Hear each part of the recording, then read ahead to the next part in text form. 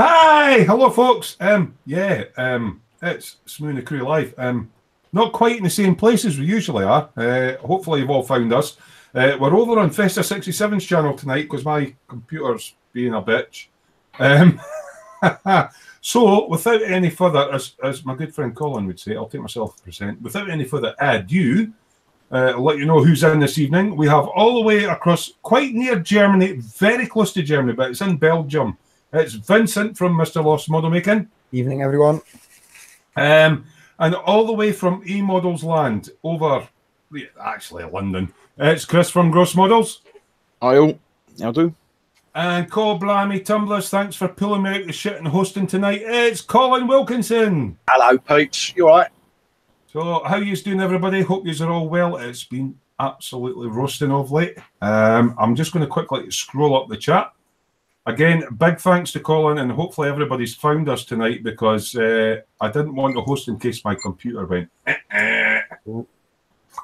So, first in tonight was Damn Ducks Bobbington. Good evening. Hello, geese. And then all the way from down under in Australia, we have Kenneth M. Hello, Kenneth. I'm just my ID, mister, and the bandwidth. Yeah. And Shane Young's on. Good evening, everyone. Hope all are well, he says. And I'm just going to scroll down a bit more. We also have Frankie Goes to Hobbywood. Hey, Frankie.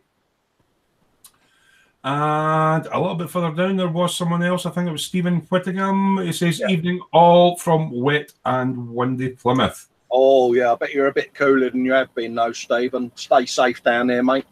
Yeah, it's nice. And in the chat, we have Golden's Alive. Yes, it's John Three Sheets Bennett. Not quite sure if he'll join us in the... yeah, he's just been hit with a lovely Microsoft Windows 10 update. So he's... So he might be on in 4 or 5 hours then. Yeah, see you tomorrow then, John. He's sitting there on his tablet. So, yeah... it's been really, really warm. I have managed to get a little bit of modelling done myself. The other guys, I think, have been quite busy. But yeah, it's been quite warm, so I haven't been doing my usual afternoon updates. What are you grinning at, Colin? Hey, nothing. Not saying a word, mate. You're not saying a word, right? So I thought it's quite weird. Do you know what? We're on a different channel, but my room looks quite familiar, even though I'm in a different place. How's that work, Colin? Yeah, it's quite scary, isn't it, mate?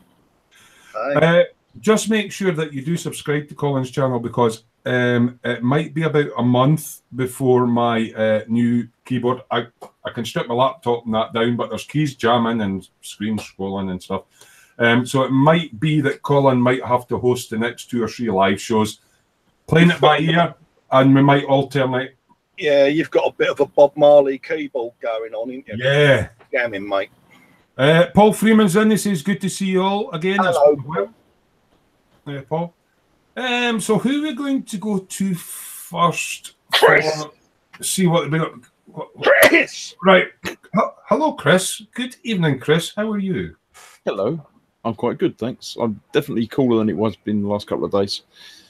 Big props for your T-shirt, by the way. I do like your T-shirt. It's nice, isn't it? I like that. It's in honour of Fox because I've got some dinosaurs on it. So, yeah. So what have you been working on of late, young man? As late, I've been doing more of the tube. The large phallic. There we go. Firm. Yep. The large white. It's got a base you can't on even it. see the top of. It actually looks like a big wand, mate. It looks a bit like, Darth Vader's... We have stage separation. Houston, we have a problem. It's got all the stages in it. It's great. It's even got other bits that go on the top. Oh, yeah. It's a great little kit. It's coming together. I've got one of those. I'm waiting until you finish yours so I know how to do mine. Recently, I've been doing the decals on the bits, so you probably can't see them. Oh, yeah, a The little United States flag and stickers and things that. on stuff. And, of course, the lander is now I do landed. like the lander. Isn't it cute? It really That's cool. is like So, and that goes in the little thing as well. Yeah. Yeah, all separate. Pops up. That's pretty cool. Considering it's a Revel kit, isn't it? Yeah, there were some problems with the tubes, but they got sorted. They're all right. You can get antibiotics for that though, Chris, if you've got problems with your tubes. Yeah, it's a rebox of the original Airfix, isn't it? Oh, was it I have Airfix no that idea. did it originally? Was it, Colin? Airfix did, yeah. I remember building one when I was a wee lad. I don't do history of kits. I just build them. Not You that did bloody old. So yeah, that actually all goes together, and that's the actual rocket itself is now completed. That's cool. I was going to say, I know a good friend of mine's into the same stuff, and I do like them Lego Technics kits. But you did a Lego version of that Lego one as one, well, yeah. did you not? The Lego It's one is actually a bit bigger. slightly larger. Yeah, it's not much in it. I can't get it over. It's over the other side of the room, but yeah, it's a fair bit bigger. It actually goes from a little bit lower from. Yeah, it's not much in it, but About a metre tall. yeah, just about probably about there. 7.9 centimetres. I think that's this one, but the Lego one I think is a little bit bigger than that. But Just a quick shout out to a couple of people that's joined in. Expat Spain's in. He goes hi to Festa and The Few. And Davey UK's in, going evening all. Hello. So, Chris, I've got to do this link, Chris. Obviously, you're working on the large, tall, cylindrical, phallic-shaped hard object. How are you getting on with your two tugs? I haven't done anything with them recently. They're sitting on the side here. Because you were leading me on to believe that after you've played with the long phallic thing, you were going to give it a couple of tugs. Yep. Once it's finished, you got to finish it first. You've got to have it all finished and built before you start playing with tugs. You can't start when it's half finished. Bang goes the under 18-year-old. Sorry Like for your the channel, younger is it? viewers. Yeah, you can go over to Nickelodeon. Today we've got Bernard Manning. Hopefully tomorrow, the next couple of days, I'm going to start doing the painting. I've got to do the black. That's actually your own stash, that kit, isn't it? This one, yeah. This is all Because mine. you've got a new models build coming up. I believe it's one of those Japanese mechanized things. I've got Oh, have you got it there, have you? I've got one of them. Zaku 2, apparently. I don't know anything about I think the Zakus are quite cool. They're more sort of a bit like the Robocop kind of stuff rather than the Japanese mechanized. No, I know nothing about it. Well, the difference between a Gundam and a Zaku is that a Zaku is a mass-produced grunt suit, isn't it? Yeah, and the Gundam. They're all made up anyway, aren't they? So you can't really say it. The Gundam's basically an elite unit, in it. Yeah, and I got you 10 minutes in the naughty step, Vincent. Well done. Nah, we're going to do away with it with the Gundam thing. Yeah, so when I finish this, I'm going to do the last bit on the tugs. I'm going to do a bit more tugging. Right. I've got the antenna bit to build on the top with the wires and stuff. And then that's them done, except for doing the diorama that I'm going to do around them. Do you think you would do another ship again without not necessarily doing the diorama, just doing like, you know how you get the wee display base that holds it? Would you be interested in doing like a ship or a naval vessel? Or... Yeah, it doesn't bother me really what I'm building, to be honest. I've got a big, I can't remember what it is now, landing craft thing. All right, yeah. That's got like a helicopter on the back and tanks inside it and stuff like that, which I've got for Christmas or whatever. Oh, right. Oh, I know what you're on about. And, so, yeah, I've got that to do at some point, but I'll get there. You build a lot of 144 stuff, and obviously, and we'll get to you in a minute, John. John Bennett's in. Gordon's alive. Good evening, John. There he is. Cheers for popping in, John. Just chatting to Chris at the moment and seeing what he's been up to. Chris, obviously you do a lot of 144, as I was saying. Now, I know you've got sort of stuff in your stash, and a lot of it's sort of sci-fi stuff. What other sort of stuff in 144? Because there's lots and lots of little kits. Is there anything bigger that you've sort of looked at in 144 that you would like to do? Not really. There was another boat that they did that's, I think it was a flower class vessel, apparently, that I looked at last year. That's a big one, isn't it? Well, the photo didn't get around to getting it. But right. I don't know. I mean, it's the trouble with the 144 scale is it's all tiny. Yeah. So I mean, there aren't cars and things. I mean, there's when you get a car and it's that big, there's not going to be much of a kit. So it tends to be bigger things, be it, you know, space shuttles and ships and. How are you getting on with your Metal Earth stuff? Yeah, I'm going to be doing another one of them tomorrow. Have you finished the Iron Man? No, Iron Man? I've got that. I'll put it away in a drawer. It's still only the legs. Right. Okay. So we're carrying on with that. Yeah, I'm only doing that live, as it were. So tomorrow night, I'm doing the next bit of that. So Judging by that tomorrow. So tomorrow night at 8 o'clock on my channel. 8 o'clock GMT. Come along and have a look. Yeah, well, BST actually, but you know. See, this is the thing. BST and GMT is BST. What's that? British thing? British summertime. Oh, British summertime. All right. Okay. So now GMT +1. Right. But it's what we're using at the moment because it's summer. Because you can tell because it's hot. You never add summertime or daylight savings to GMT. That's always without. Oh, Vincent's on desk cam. Oh, Thanks for that, Chris. Not a problem. Yeah. Good to see you in, mate. Want to do John next, Terry? I'm just in the middle of linking. Yeah, no problem. Good evening to Paul Lloyd. He says, hi, gang. It's been a while since I caught a live show. Glad to be able to join the Madhouse again. Thanks for coming in, Paul. And Nigel's going, hi, guys. So, John, hello, John. How are you doing this evening? I'm all right now. I'm home. Yeah, you've got a Windows update going on. So, are you on your tablet or are you on your PC? No, it's finished it. Oh, so it wasn't a mega update then? It hasn't really finished it. It might have told you it's finished it, but it's still doing it in the background. It's going to turn itself off in a minute. No more trouble. Just a quick one. John Sergeant Bones is in and is going, oi! And somewhere in the stockroom, off to your right-hand side, John, Ray Aguilino saying, hello, it's your friend Ray here. You want to give him a sandwich or something, John?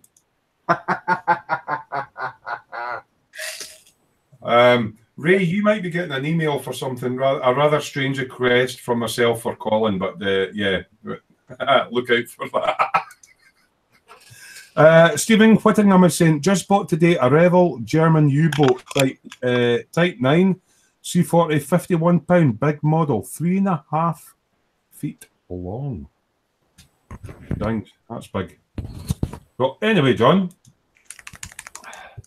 have you managed to relax a little bit? Have you had anything to eat? No yet? Just literally walked in and switched this on, and it goes, update. Do not turn off your computer. I'm going, ah! Yeah, I've seen you coming in the chat on your tablet. So, yeah, man, you've been quite busy on the modelling front, even though it's been quite warm. What have you been up to recently? One F-16. That's nice. An F-16. Ooh. And what camo job is that, mate? Because you know I don't know a lot about planes, but you want to talk us through it? Based at Nellis. It's the aggressor squadrons. Basically American aircraft painted in Russian camo. Why would they paint an American aircraft in Russian camo? Go up and they fly the tactics that the Russian Air Force basically fly their aircraft in, so they paint them up in colours similar to the Russian ones. Basically, it's like Top Gun.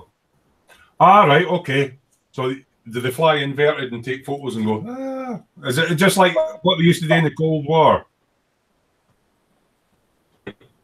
And I started that, and I'm just doing the detail painting. I've got the undercarriage in and stuff. I've just got to do the exhaust, stain that, and that's all.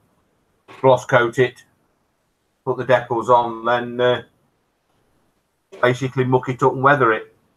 Now, I'm looking for a wee bit of advice off you because obviously, as the guys will notice, I won a SU-25K off the E-model stream. And it's a jet plane. And the last sort of plane I built was like 35 years ago. Now, I notice the camouflage on that. The way you're showing it at the moment, it looks really defined. Now, is that a hard or a soft edge camo? Or, it's a soft edge. And what I normally it looks like a hard division to me. Yeah, it does do like that, but when you actually look at it face to face like this, you can actually see it's graduated. So you get like a tiny little bit overspray of one colour fading into the other. Yeah. Right. basically what I did with that, it got coated black first. Right. I used a black undercoat. Do you do all that pre-shading thing? No, not on this one. Right. But this aircraft carries a fairly new and clean paint scheme. Okay. So I basically just painted it black because the pre-shading works out in the undercarriage bay. All right. And will you do that with a wash or? Yeah, I should do it with a clay wash. But basically, I sprayed it the lightest colour first, then made some blue tack sausages. So you'll always go light to dark. So you'll do like the sandy colour, then the brown, then the green. Yeah, the lightest one was done first, then I did the brown, then I finished off with the green. Now here's a quick one for you, for Sergeant Bones. You think Russians have an aggressor squadron too, with MiG-25s painted like F-15s? I've been asked that question before, and to be honest, I don't know if they do, but I'm quite sure they study the American air-to-air tactics anyway, like we do the Russians. Yeah, because it kind of perked my interest when you said that was an American plane, but painted in like a Russian camouflage. So obviously Sarge is talking about, do you think the Russians are doing the same thing? That's quite, I wouldn't be surprised if they're not. Right. And how would we find that out, though? That's the thing, eh? Because they kind of keep that all top secret these days. Yeah, they don't publicise it, do they? Ray's shouting for the stock room. He's going, that's a nice job, John. By the way, Damn Ducks is going on about Stephen Whittingham's submarine. It's actually 3.8 feet long. That's a big sub. Bloody hell. It's a fair old size, isn't it? Yeah, it would take up quite a bit of room on my workbench. How big's the one Ted's doing? I don't know. That's 5 feet something, I think. 5 feet. Oh, sorry, back on to John. John's showing us something there with the aggressor. You've painted it the top camo scheme. Yep, I like the blue one. All right, so you can do quite a few different ones out there. Yeah, but they've just changed them again, and they started to do splinter camouflage now. All right, okay. Splinter camouflage. It's basically random shapes, triangles, squares, and stuff in them. All right, a bit like the sort of camo that Colin did. That sort of. Yeah, similar to the Saab Viggen. Right. That delta with the canards at the front, where it's all irregular shapes. Oh yeah, it's a bit like the Dazzle camo, isn't it? Yeah, similar sort of thing. Yeah. Sort of anything that disguises the shape of the actual object it's put on. And that's a photograph in my book of the aircraft I'm actually doing. I'll just present to everyone, John, there for you, mate, so everyone can see you. There you go, mate. Yeah. So that's what I'm actually doing, that one. Now, Yeah. I've got some more questions on that one. Now, as obviously you've built a lot of aircraft and you know what planes are good. What make of kit is that, and what scale? Hang on, I'll get the box now. Right, get the box. Just a couple of quick ones in the chat. Sergeant Bones is going, "Oi, Colin." Hello, Sarge. Dear God, didn't he recognise Chris without a red shirt on? I'm allowed to wear other colours on occasion. Ray's giving it a hi, Colin, my friend. Damn Ducks is going, hello, peeps. Yeah, quick, Ray, be careful, mate. John's looking for you because he needed the box for the model. Oh, hold on. Ray's just passed it to John, and here we go. Oh, it's a Tamiya kit. Okay. Yeah, and it's a brilliant kit. It just basically clips together. Well, it doesn't clip together. It's what I call a shake and bake kit. Pour the glue in the box and give it a shake. Yeah, literally, because it fits together perfectly. I mean, quite often when I'm talking to you about aircraft, you say that there's certain kits and like the noses aren't right or the air intakes aren't right. Yeah. Is that quite good for? Well, I've built that, and there's no filler in it at all. Right. So it's a good kit then if you're going for that style of plane.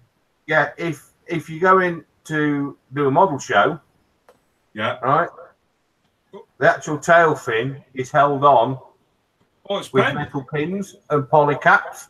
Oh, right. Okay. Oh, so they use poly caps, right? Yeah. That is all poly cap.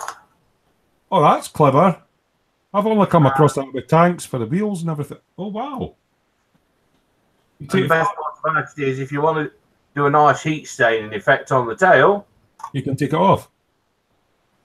just What unplug it. about the undercarriage then? I take it that's glued in, yeah?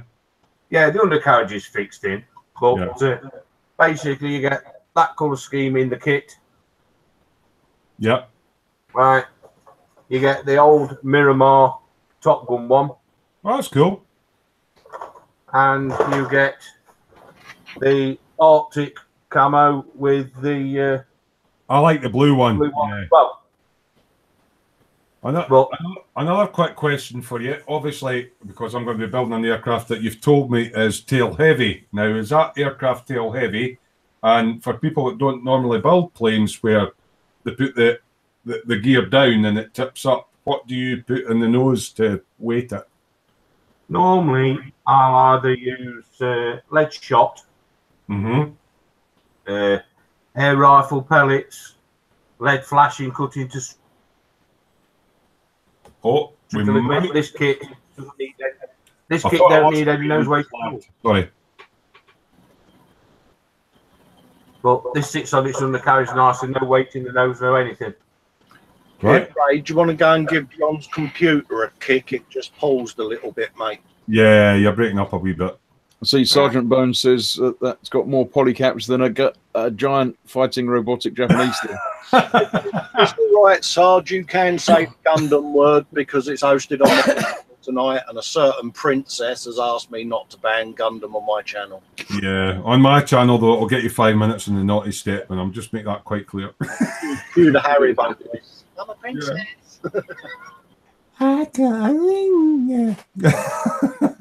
Anything else you've been working on, John? Apart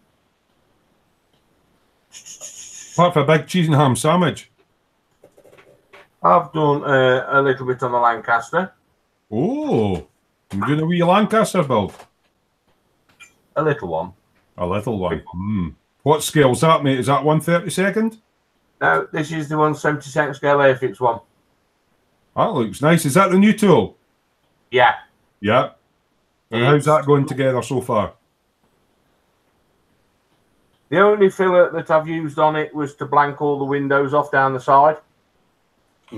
Oh, are they not used on that particular? Obviously, you do the historical thing and all that. Yeah, basically, the early Mark 1s had a row of windows down the side of the fuselage. Yeah.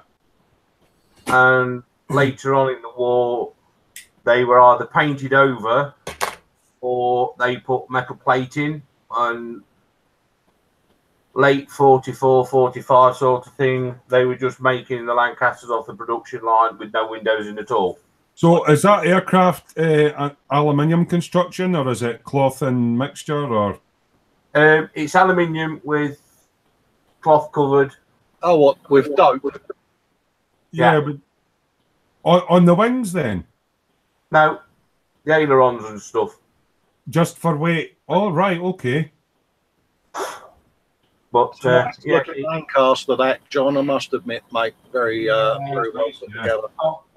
It took me about a fortnight just to do the cockpit. Right. So because that put seat belts, the throttle, quadrants in and stuff. Is it an out-the-box build, John, or have you added bits and bobs to it, or scratch build? The only place that I've added anything on that at the moment is in the cockpit area. I've opened the side windows. Yeah. Oh, I can see that, yeah. I can just see your pink nose through it, yeah.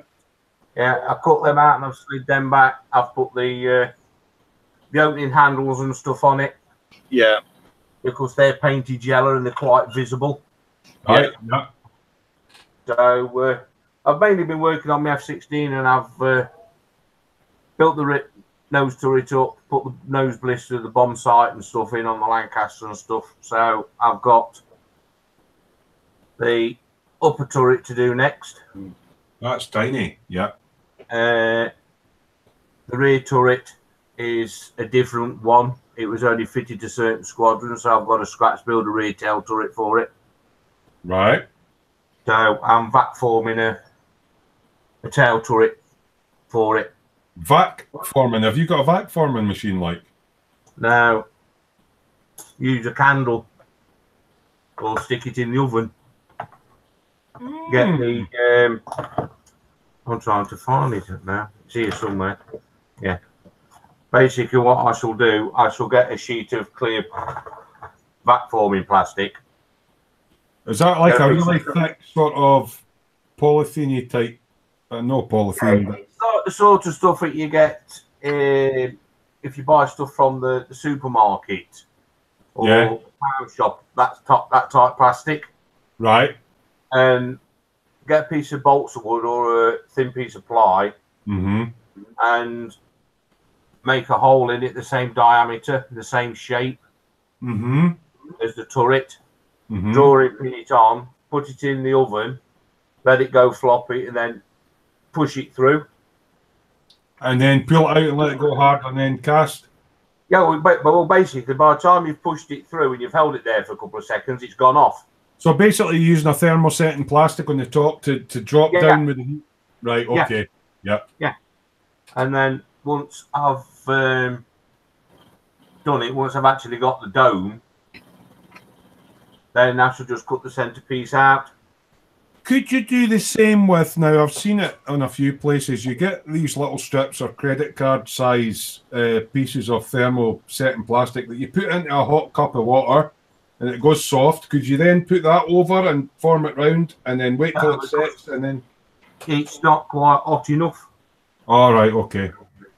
You need it to go really, really floppy. I haven't got none at hand at the minute. Yeah. Otherwise, I could have showed you. Yeah. But yeah, it's a simple technique for doing a simple mold, because that is basically the rear turret off a Lancaster, right? But I've filled it and built it out with plastic card to make it the right shape. To make it the right shape. So is this for your reference books? I know you've got a load of books and stuff, and obviously you've worked on the real Lancs and all that. You don't have to drag them out, but it's from your reference book. Ray. Yeah, right. Right. But yeah, there's it's a Rolls Royce rear turret that were fitted to this squadron of Lancasters. No, not Rolls Royce, Rolls Rice. Oh, the Japanese. Taxi for a fanny. I've just been daft. I've never heard of Rolls Royce. Rice. Right. Yeah. Do you know what? I'm going to go for a pee and I'll be back in 2 seconds. Yeah, carry on, John. No worries. It's all right. I'm trying to think where I put the book. I'm trying to think where I... Hang on. Let me see if I can fetch it. I think the whole internet needed to know Terry was going to go to the lav. No, definitely. Absolutely. Absolutely, mate. Got to be done. Here he comes. Let's get on. Back already, is he? He wouldn't have time to wash his hands. Yeah, you tell him, Chris. Yeah, you tell him. Carry on, John, anyway, mate, where you left off. Yeah. Right. I'll just present. That is basically the standard rear turret of a Lancaster. Oh, right, yeah. All right. That is the Fraser Nash. Yeah. M20. Right. The later version of turret is that one. Oh, right, yeah. Which basically got 250 cals in. Okay, yeah. Instead of 4303 Brownings. Right, yeah. Right. But let's see if I can find the picture of the Rice turret in this book, because it's completely different to those two turrets, but it was only fitted to a certain squadron. I hope you're taking this all in, Vincent, because to me they're guns. I know Sarge is going a 4x303 turret. I'm listening because John knows I'm gonna buy the new HK. Right, I'm back. I'm back for the loo. I've got a bladder like the other bloke with full access to the controls is back, but he's not been using them. I have. Yeah, he's not been presenting, has he? Bastard. He hasn't. You know, it's shoddy shirt his responsibilities, Vincent, mate. Actually, Colin, see if you click the little windows, you don't have to go into full screen present. It locks it on the person. So that's what I was sending a courteous reply to a question I had via email at the time.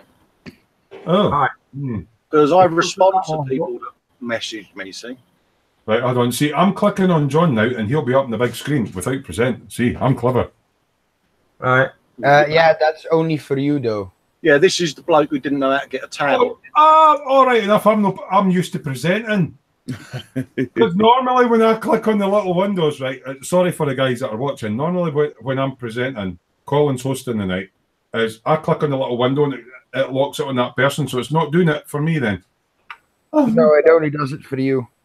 Yeah, even though I gave him full control of the control panel. It obviously doesn't give you full control then, Colin. Yeah, just click the box and go present to everyone. Yeah. If you look at that turret, which is a Rolls turret, let me pull it back a bit. Yeah, I can see it, yeah. You see how it's all open and there's no framework? There's no glass. Yeah, right. It's all open and there's no framework, right? Yeah. Compare that to the standard Lancaster turret. And that's the standard one. Yeah. So what I've got to do, I've turned that turret into the one that's in there. That's a bit of fiddling about. Yeah, well, the thing is, nobody makes a kit with this particular turret in. So if you want to do a particular squadron, you've got to make it yourself. Yeah, what I'm hoping with the new HK release is that it gets the same aftermarket support as their B25 and B17 releases. Yeah. And that they, just like they did, because they did the DF and the G, like the two main B17 versions, I hope they do it with the Lancaster as well, like get like 2 or 3 variants out there. Yeah. Does anybody know what they're talking about? Planes that... Look at aisle 1, please. If you look at that one, you can actually see how it's all open and there's no metal framework in the turret. Right. That was done to give the rear turret better field of vision at night. Yeah. So the light is better. What if it was raining? They would get a bit wet. So basically the Brits didn't go for the remote operated one as the Americans did. No. Because in the American one, you've got like a little glass cockpit, and then a bit in front of that, you've got the actual turret, right? Yeah. Okay. Well, while John's consulting his almanac on rear gun turrets, what about the guys in chat? Tell us what they've been up to of late. Yeah. And guess what? All the way from America, it's the woman herself. It's Ms. Lynn Dipple. How you doing, darling? It's Chris's t-shirt. She's got Chris's t-shirt on because it's a red one. Now. I'm going to have to disappear because otherwise they'll think I'm then. Red! Say something, Lynn. Is that because it's American? It has to have the colour written on it as well as being in the colour. I'm just copying you since this isn't an email show. Chris cracked the funny. Oh, God. Oh, well done, Chris. That was quality, man. That was funny. Oh, brilliant. I'm going hi, Lynn. Hi. So how is it across there in America? Is it quite hot at the moment? Or It's sunny out here. I don't know how hot. I haven't been outside. I've just been cleaning Sweetie monthly house cleaning. Oh, right. Project. So you're basically saying you've been up to your armpits and shit then? Yeah. Everyone in chat saying hi to Lynn. Really late. I even took a shower for this show. Would y'all believe that? Yeah. So I was just saying, Chris, going to smack you for that one, mate. Actually, I really didn't hear what Chris said. Oh, well, It wasn't Chris, it was me, but I'm not used to being ignored. Huh? Sorry, mate. Oh, you carry on, mate. Worry about me, mate. I don't mind. I'm quite happy. Oh, fuck. What's Ray saying? It's hot in the stockroom. It's 39 degrees centigrade. Open that door, John. For fuck's sake, get some air through. Let's have the door open and let's put the fan on for him as well. There we are, look. See? Got the fan going so it blows it through. Yeah, there you go, mate. Bless him. The only downside is he's got a big look like me sat in the middle. I might missed a bit of conversation was at the toilet, but Sarge was saying, remember, everyone deployed. I don't know what that was referring to. Remember everyone deployed. That's a military slogan around here. Mm-hmm. On Fridays, you wear red shirts, and it's to remember all the troops that are deployed. Oh, right, okay. And I think that, that could go for British, Australian, all the forces except for the bad ones. Forces, I should say. Yeah, I like that. Lovely gesture. So, see, it has a big, nice red flag on it. And all right, remember everyone deployed. Okay, yeah. That's kind of like a patriotic shirt, I guess. Sarge is going, that's why it says red on the shirt. Right, okay. I didn't know that one. See, we have Remembrance Day and everything across here in the UK, but I don't think we have a particular coloured shirt or colour for remembering the troops that went out. Yeah, this is for, the ones that are serving now and that are overseas can't be with their families and stuff, so. Yeah. It's a military thing because I used to work at Kennan Air Force Base. And every Friday we wore this shirt or a red shirt that said similar thing and stuff. Is that why it sparked your interest in making models of aircraft, American aircraft like Corsairs and stuff like that? And no, got my mojo. Not mojo. Got your interest going. Chris, yeah, I think I still deaf because I had to turn off all my air conditioning when I was cleaning Sweetie's house, so it kind of got up there and my brain's like poof. I've been interested in aircraft for a very, very, very long time because I don't know because my birthday's May 15th. Right. And y'all are about to find out how old I am, 55. No, I'm 21 from there. Yeah. So at May 15th, 1963, Gordon Cooper went up in Fate 7, a Mercury mission. Yeah. One of the Mercury, he was the last Mercury astronaut pilot. Mm-hmm. Yeah. That flew, and I just happened to be born on that same day. And my interest in aircraft and aeronautics and anything to do with space just stemmed from that. And I just grew up around, wanting to know more about airplanes and stuff. And so here I am. That's cool. I didn't realize that. Yeah, I just knew you liked all your aircraft and American aircraft and. Yeah. So I think that's what the deal is. I mean, I probably wouldn't have even cared about aircraft if I wasn't born on that day. But it's an interesting fact to know. It was quite good, actually. Yeah, thank you very much for that, Lynn.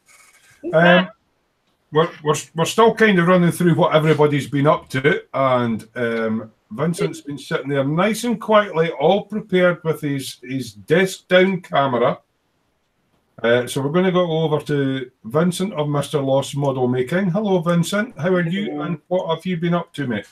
Past few weeks I've been working on this Dragon Tiger one, and just get that shot a bit. That's lovely. There we go. Yeah. Now I'm basically painting the figures for it. Got me in. Let me get these out. Got me an Alpine set of a tank commander and a crew. These two guys, and then basically with the kit came a propaganda crew. Basically, two guys with a video camera. Yeah. You know, getting promoting the power of the tank. Yeah, there's these guys. So you're going to do a diorama with that one then, Vince? Yeah. Yeah, a small one. And it'll be more like a vignette, like. Yeah, it's just we having the figures. I thought, yeah, you'd be making something to base them on. Yeah. Just get like the the tank with the two commanders standing in front of it. So you want to tell us?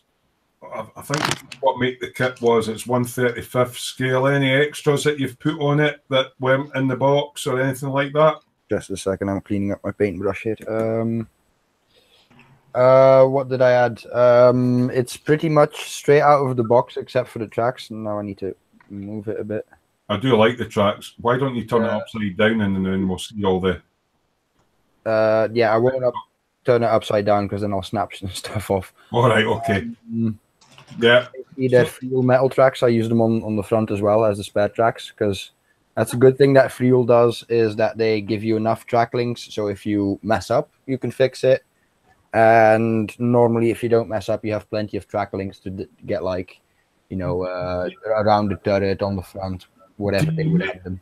Do you maybe want to explain to people that are maybe building armor and they get a tank that's maybe got either like the DS tracks or the rubber band tracks? What advantages do, like, say, the metal Friul tracks and that have to the realism of the tank? And the paint process is very easy because I burnish mine, so I put them together, put them in burnishing fluid. Let them get nice and dark. You want to tell the people what the burnishing fluid does? It makes them nice and dark, more like steel, basically. Mm-hmm. And then I go over them with a rust pigment that I just apply with a matte varnish. Yeah. And then at the end, when you're done with that, you get a sander across of them because you get the surfaces that are in touch and you see it with the road shiny here. Yeah. You want to get that shiny because it's in touch with the road. Sergeant Bones is agreeing with you. Friuls are definitely worth the money. Are there other companies now? There's other things with tanks now. I know some come with. I've done a wee bit of armor, so I do quite like it. You get up. Friuls is obviously the track side of it. What about metal barrels and things like that? The two main brands there would be RB and Aber. And is that the one that's out the kit, or have you put a metal barrel on it, or? No, this one's straight out of the kit. Mm-hmm. Worked out pretty well because it was a one-piece mold. Yeah. So I was fine with using it, to be fair.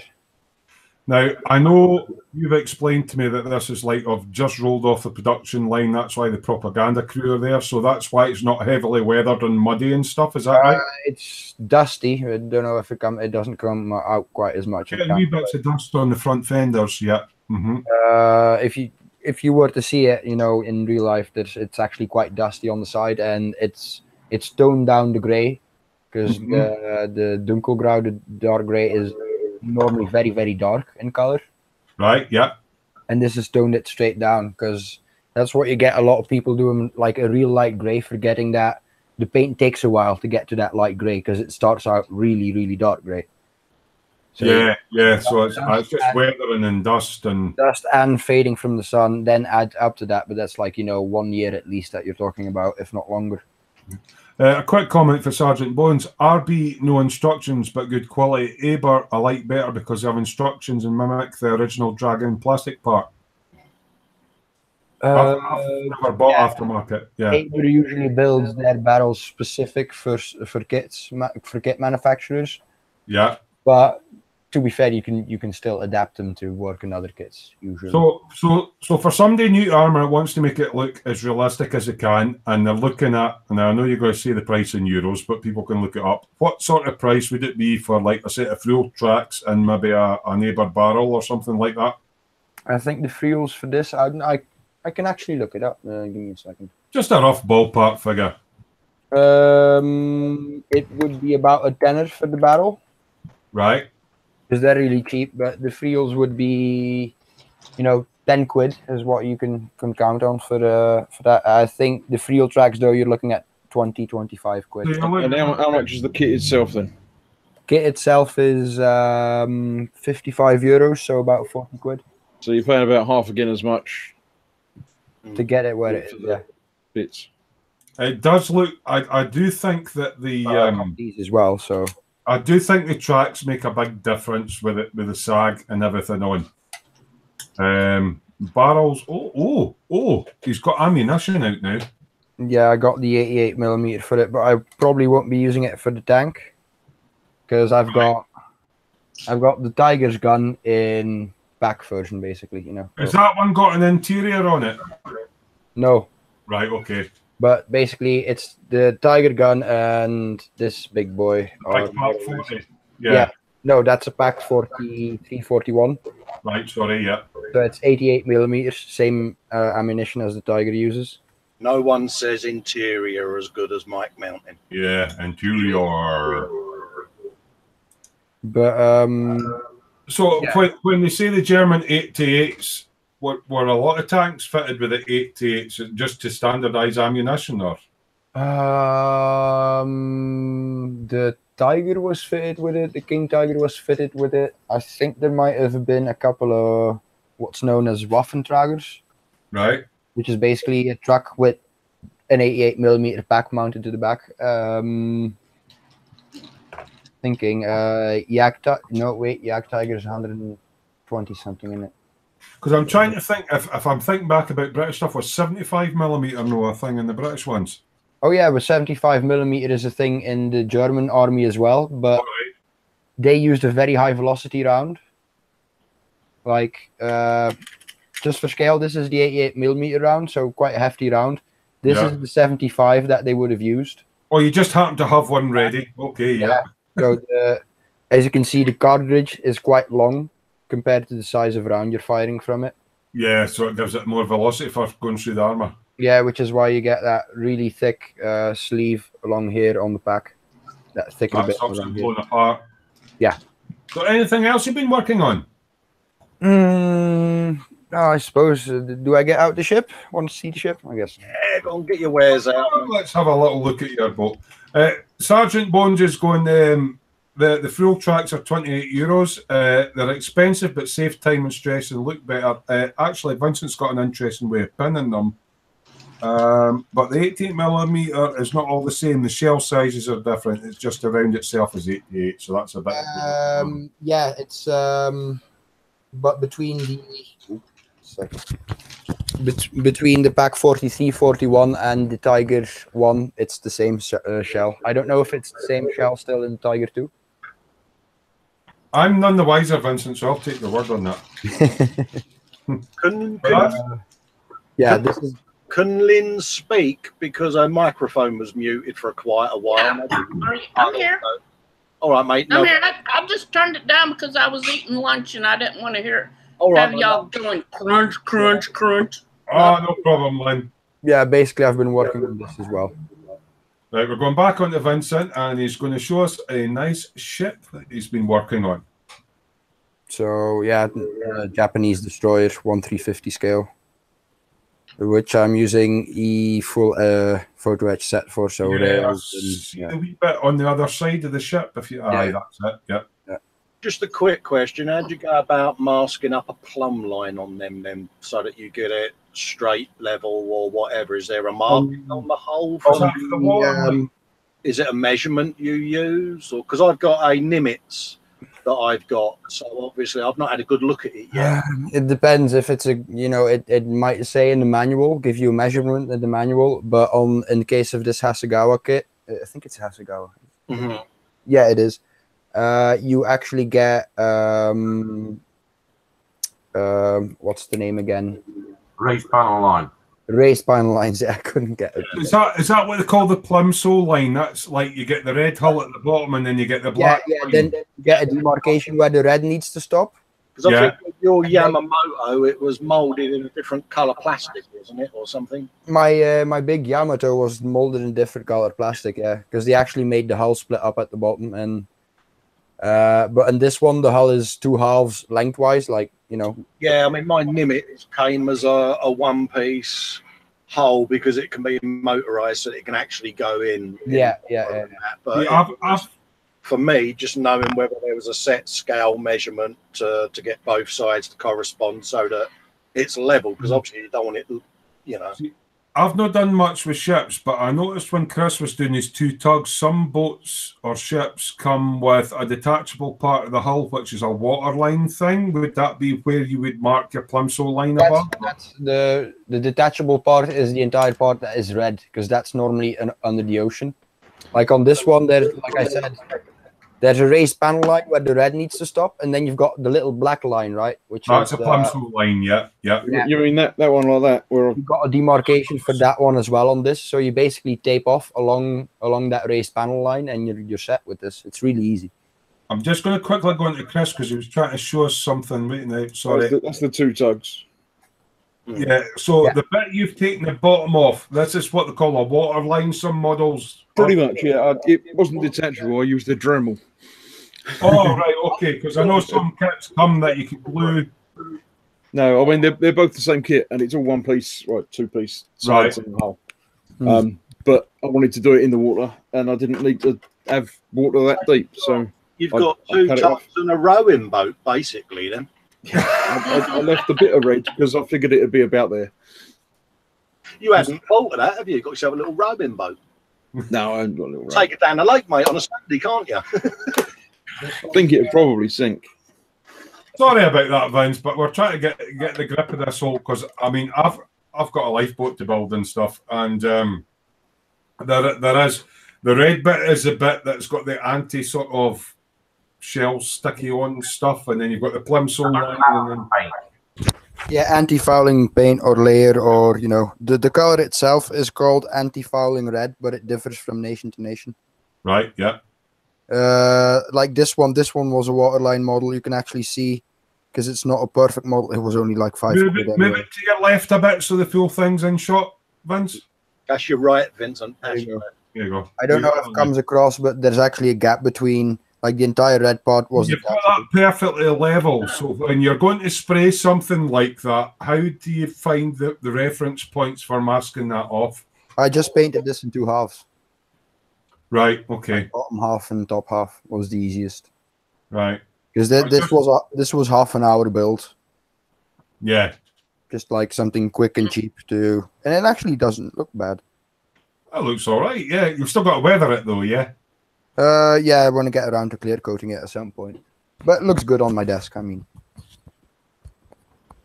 Excellent. What? Oh, hold on. I'm just clicking off the present thing. What else have you been up to? Anything else apart from tips and stuff? Been thinking. Yeah, I've done. Let's swing the camera over for that because I don't want to move him completely. I'm just going to do a quick update in the chat. Sergeant Bones was saying, obviously, about the shell sizes on the tanks. It's not in the Tiger 2. They're much bigger, the actual shell to the projectile. Yeah, that's what I thought as well. And he's also saying Chris could scratch build an ironclad on the lower hull he cut off. But I'm not sure which one it is. But I know the big 88mm pack, this one, it uses the same shells as the Tiger 1, or is it the King Tiger? I'm not sure anymore, to be fair. It's. Oh, I thought you would have known that, mate. Yeah, I should do my research. But we've got a search out now for a new armor expert, only has his shape. I think to ask it somebody, but they used to hold up a card saying I know nothing about armor. Basically, this is the other thing I've been up to, and let's get it the right way around. Basically, decaled all that. Wait, no, wait now. I'm gonna put them on present, but this is a prior one, and it's one of those bipedal mechanized Japanese things. Yeah, this is an older build. It's basically my first airbrush build, and I just got this new brand of Chinese decals. Which are Chinese decals. Yeah, because Bandai doesn't do a water slide set for that one. So what that company does is take Bandai's sticker set and dry rub set and transfer it onto a wet transfer decal sheet. All right, Wow, okay. cool. So you just get the decal sheet and you can actually use the Bandai manual because they follow the Bandai numbering, which is really easy. Well, that's cool. But yeah, that's about it, I think, for me. That's about it. Thanks for that, Vince. Expert saying heavy stand with it upright and pen fitted at a right angle, run it around the hull. Oh, that's a good idea, mate.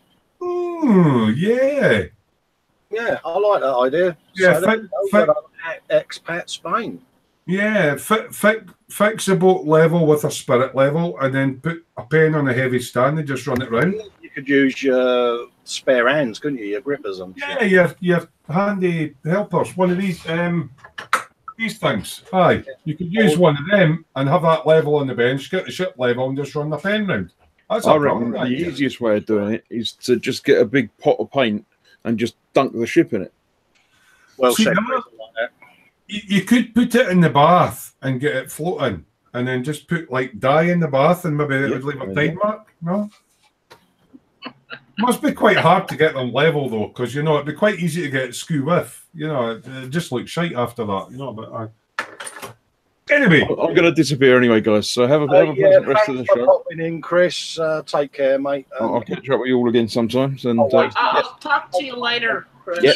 All right, no problem. Bye. next time wear the red t-shirt and don't confuse people. Yeah, I can't hang around when someone else is wearing red. It confuses me. Ah, okay. All right. Thanks for popping in. Take Bye, Chris. See you later, Chris. An expat saying you got to basically level your ship and just run a heavy weight with a pen right. That's a brilliant idea. Yeah, that is as long as you've got your ship level. Yeah, you've got to get it level first because otherwise it'll be up on one side and be listing. But Sergeant Bond is saying, do we all own one of those third pan thingies? I I've do. got two. I do. I get the shakes. So yeah, they're a god. I use them for soldering. Probably Colin does as well. I have two.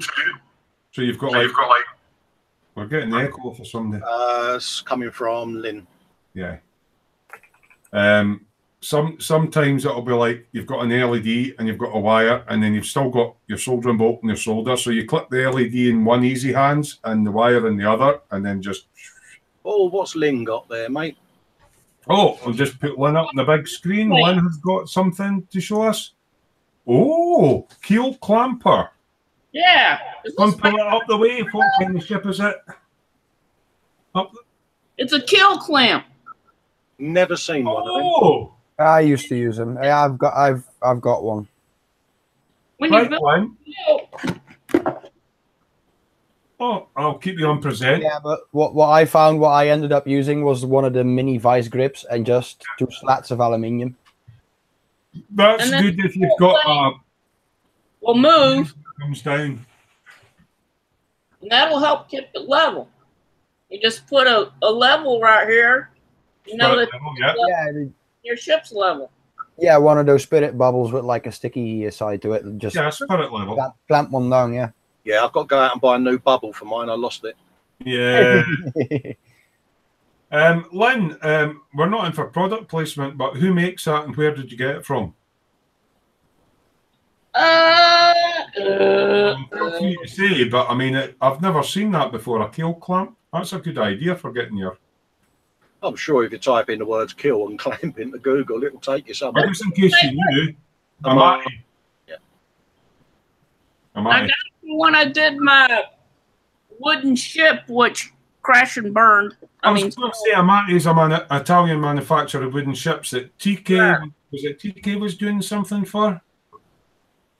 I'm trying to remember if it was Amati or another company that TK, you know. Yeah, there's two main brands, Italian brands that do wooden ships. One's Mantua model, and the other one is Amati. Mantua model is quite legendary for making the biggest Titanic kit in production. Which is like, right, okay. I'll get my normal cam on so I can stretch my arms and show. Transfer to this. Like my arm stretched out. It's like 1.80 m or something like that. Yeah. Experts saying that's how we used to do the RC stuff with fiberglass hulls as well, with that clamp thing. And normally, the fingertip to fingertip is your actual body height, isn't it? I'll actually see if I can find the big Titanic kit, because it's quite an impressive kit. What scale's that? I can't remember, but it's something silly. It's like one. I think it's only in the 100. It's all right. Yes. The idea behind it is it's either a massive museum quality static piece or you get motors in it. Right. Because you can build it either as it's got the room for both. Brett's in, high altitude scale modelling and Challenger and Camaro. He's in, he's going, hello, you beautiful scale modelers, but obviously saying it in an American accent. Hi, Brett. Nice for you to join us. I don't have chat, so I can't see any replies or anything. He's just saying good evening at the moment. So I think we've caught up with what Vince is doing. I'm fine. Yeah. Lynn, have you been up to anything model making wise, darling? No. No? I'm still working. I'm going to rearrange stuff because on this side of my house has a bigger area than this side that I'm trying to cram everything into. So what I'm going to do is I'm going to get my desk and move it over here, which is next to the air conditioner. Because the way it's set up now, I have a bookcase in between the desk and the air conditioner, and it gets hot in that little corner. So you're going to end up with a bigger space and be a lot cooler doing it as well. That's a good idea. Right. And then I have a bigger space to cram all my boxes in. Can't believe Sarge fell for that, you know. Yeah, he's going, that can't be right, Colin. I'm 180. He's only got them measured. I'm like, dude. Yeah. I bet he's got... I'm trying to... I usually have a... He fucking did as well. I bet you said it, Cole, and he's went like this, and he's went, nah, it can't be that length, mate, because you've just measured mine, and it's... Oh, it's priceless. Because... Oh, I've got to love it. Yeah. Sarge is in there going. I found the scale, by the way, Terry. It's 1/200 scale, and it measures 1 meter, 355 millimeters. I was going to say, the 150 kits are quite big normally, aren't they? They're a good... Yeah, it's another chunk onto that. And it's a full balsa build as well. What's a balsa kit? Yeah, so you'd build it entirely in balsa, and then you'd actually have to epoxy coat it, sand it down to get, like, the steel clad. You've done wooden boats before. Now I know in real boats they steam the planks and they pin them in. If you're doing it with balsa, do you still have to steam them? Yeah. Right. That's why I stopped doing boats, because it's a tiresome fucking process. Yeah, I've never done that. I wouldn't. You end up there, otherwise it would just you end up prepping ages, just like getting the planks ready, getting the planks into the steamer. Getting them ready takes a few hours if you want to do it properly, and then actually applying them, and then finding out that, oh shit, I didn't do it long enough, and half of my planks are. That's why Lynn can't see the chat. Brett has said, hi Lynn, nice to join you all. Okay. I'll be coming to Colorado and visiting you later. Oh, is he up in Colorado, is he? How far is that for you, Lynn? I know you're sort of... Probably... I haven't done distance from Carlsbad You're yet. sort of southwest Texas area, aren't you, really? New Mexico. I'm in New Mexico. Yeah, well, that's southwest of Texas, isn't it? Aye. Yeah, it is southwest of Texas. Yeah. Excellent. So, Yeah, but Lynn Atlas for Terry. Lynn has had a delivery of her favourite aircraft, though, hasn't she? Oh, what's this? Right now. Oh, she's got it to I hand should as have well. shown this with Chris. Right, I'll put you on No, present. Oh, an F4U Corsair. Yeah, it's 144,44444. Yeah, So, AFE Club. So that's a big kit. Here's the back of it. Is that the navy version, the blue one? Is that right? Yes. Yeah. So does that have the folding wings and all that sort of stuff? You can make it folded wings, but I always like to keep mine down. Okay. There's 8 different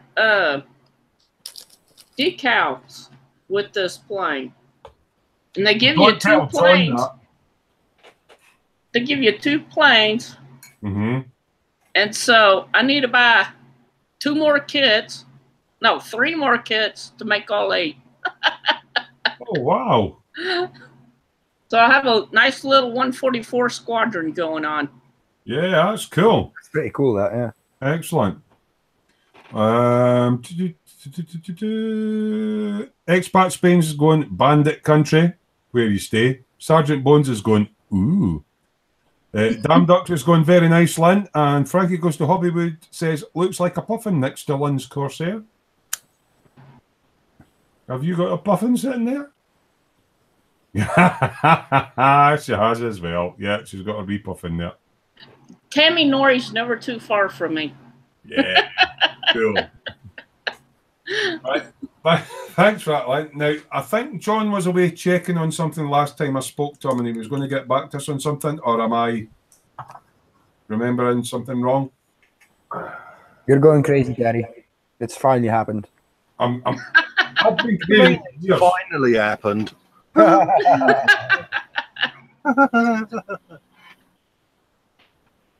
Was I wrong or was I right? I was trying to find a better picture of the Rolls Royce. Oh, yeah, that gun turret thing, the rice thing, yeah. God, the wind's howling out here tonight in the rain. Ooh. That's because it's stormy, Terry. Is that what it is? Yeah. Oh, I've had all 4 seasons in one day today, I have. What, a 4 Seasons pizza? No, I went up to Heysham to check out for going over for the TT. That's right. So I've been up to the Isle of Man ferry port. All right. Yeah. Blackpool. And we set off this morning. It was a lovely sunny day. And coming back, we've had sunshine, rain, snow, hail, and strong winds. Oh, gosh. You need to take that to Abysmal, mate, but yeah. We just pulled off the motorway and the guy's heater matrix blew in his car on the way back. Ah, he just said he pulled off the motorway. Yeah, okay. So we had to sit and wait for an hour for the car to cool down before we could put some more water in it. Oh, dear. Didn't any of you need to go to the lav? Because normally that works. As long as you don't get too close to the hot radiator, of course. Yeah. Now, bearing in mind I'm on Colin's channel, I'm going to utter a smoozum at Expat because he's been a cheeky little devil. He's said that he needs to send for the men in white coats for me. Expat, you're a bastard. Thank you. There we go.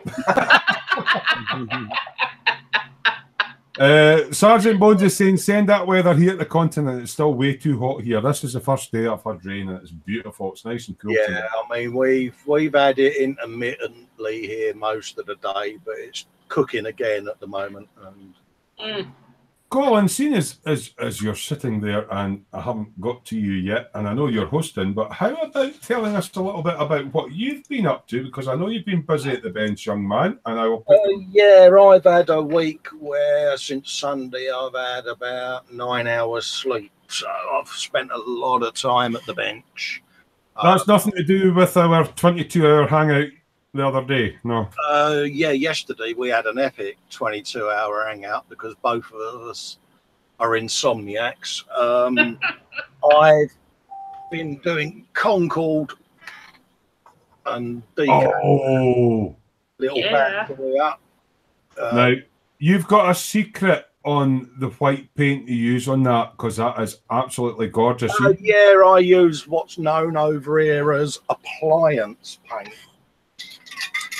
What you use for fridges, washing machines, and that. It's a really tough enamel that all your kitchen white products are painted with. It's gorgeous. And I paint all my civil aircraft with it and space shuttles because it's the dogs. Yeah. Dog standing. Yeah. It's been decaled underneath. We eventually found them all. I was going to say, actually, you used a new decal setting solution called Sweat and Soul. Yes, I'll leave that to you to. If Colin turns the underside of the plane over, you'll notice on the engine pods there's some rather nice decals, and some have settled in really nicely. There's obviously 4 because there's 4 engines, and he got 3 of them on and couldn't find the other decal. I got 2 of them on. Yeah, and the little drawer section next to his melted clock, he was looking in there and all that, and John's laughing at him and all the rest of it. And he was getting a wee bit restless, so he put his feet up. Oh no, tell the truth, I got my bottom lip out and threw my teddies out, going, I can't. Yeah, I was like, I can't find the decal. He put his feet up on the desk, and there it was, stuck to his big toe, and he had to use Set and Soul to get it off. Sorry, mate. Suffice to say, I saved the decal. Yeah, it settled in well. Conformed beautifully to my toenail. Oh, but what about all the wing ones that you got up your arms and? And you are talking to the bloke who got his own head stuck under his own cupboard door. But yeah, it's been a long drawn out. It's been a long drawn out disastrous week. I'm so glad I didn't do a live at the bench during the week because you'd have seen the cheeks of my arse and the soles of my feet, mate. I tell you what, though, that Concorde's looking great. Considering you dropped it and broke it, and all the wiring's been done and everything. It's got to put the batteries in, but it's got sound, it's got lights, it's got everything. And I'm going to do the reveal video and edit that this week, and then that's done basically. So, what make a kit and what scale was that one, Colin? That's a Revell 172. Originally, I scratch built all my own mechanism to get the nose working because the Revell one they send you is a load of shite. And then when I was priming the Sheen dio, I knocked Concorde for 6. And like a javelin, it went straight into the cut and everything disintegrated, so that glue it in place. You've got a build series on that on your channel, though, because there's something about the Revel kit, although when you look at the kit, you think that's right, but the front nose wheel gears in the wrong place and stuff. The front nose wheel originally, when they made it's right back here. Oh. And it's totally in the wrong place, so I had to cut it all out and move the whole lot right forward. So I cut about here, right the way up to there, took all the section out and remade it all to put the wheel in the right place. So. It's looking nice with all the decals on. Kenneth's actually got a question for you. Can you fit an offset Airfix engine in the Concorde engine? I think, Kenneth, I love Kenneth to bits. Is that the AF1004? Yeah, it's the Airfix AF1004 for the Messerschmitt. No, what I've got for that, Kenneth, is a nice, sexy red button. It's an idea I might have nicked off you, actually, mate. Come to think of it, being that you've nicked most of mine and my bandwidth in the last month. But when you press the red button, there's a soundboard. At least the channel's not shut down tonight with it's no Snapchat. What's the other one that I can't use again? Kenneth uses Instagram. Kenneth, in case you wonder, has to be, I think, one of the best figure painters out there. So, yes. Chance, go over to Instagram. Painting Boulos, I think he's called, on Instagram. Follow him. You'll have seen this stuff in the dungeon. I'll just take you off the second, Colin. Sorry. Give him a follow because he's lowly. He's only down on about 50 followers, and I'm on 800, and he's doing pretty shit at the moment. Yeah, Kenneth's struggling for followers on that. Yeah, and but he's got an. You watch the chat, Terry. He's going to go. I know he's going to go off on you. But obviously, Kenneth has put a lot of stuff in the dungeon. There was what was the guy with the big tongue in his belly and all that? That's the gluttony demon. The gluttony demon and all that sort of thing. He's got an eye for doing the weird and wonderful figurines, and yeah. Kenneth, can you do me a favour, mate, and put a link to your Instagram into the chat, please, mate, and we'll try and get you more followers, mate, because you know, I'm right up here and you're down there, and I'm feeling sorry. Well, I actually got a new phone today that will allow me to do Instagram, and I checked how many followers I had, and I was quite surprised because I've never posted any pictures up. How many did I have, Colin? 42, mate. You 42. About 10 minutes. Yeah, that's not bad. So yeah, but I've not got any pictures up yet, so I've got to go back to. I'm waiting for Kenneth to send a War and Peace insulting reply to me. I know it's coming, but Yeah. I love it. I'd like to say Because Colin was telling me he was really beating the arse off of Kenneth as far as the subscribers on your Instagram. It's like your phone through the day is. I mean, Colin can't have a cup of coffee without Instagram going, "I love your photo. I love your photo." And Kenneth's like, it's like, you know, that stuff, tumbleweed. I wrote to Apple. I said, "Look, you've got a guy in Australia nicking all the band. Could you send me a bigger, more powerful battery for my iPhone? Because all these Instagram follower reminders I'm getting and that, it's draining my battery so quick." I can't even say it with a straight face. Right. Anyway, Wait now. Cheers, Colin. It's painting. What is it? Painting Bulos. /Bulos. So there you go. Get yourselves over to Instagram. All joking aside, Kenneth has got more followers than me because he's going to be pulling his beard out at this rate. Kenneth is a cracking figurine painter, and it's not just a normal sort of. It's all right. I sounded just like Terry there. Carry on, mate. No, carry on, mate. Bless you.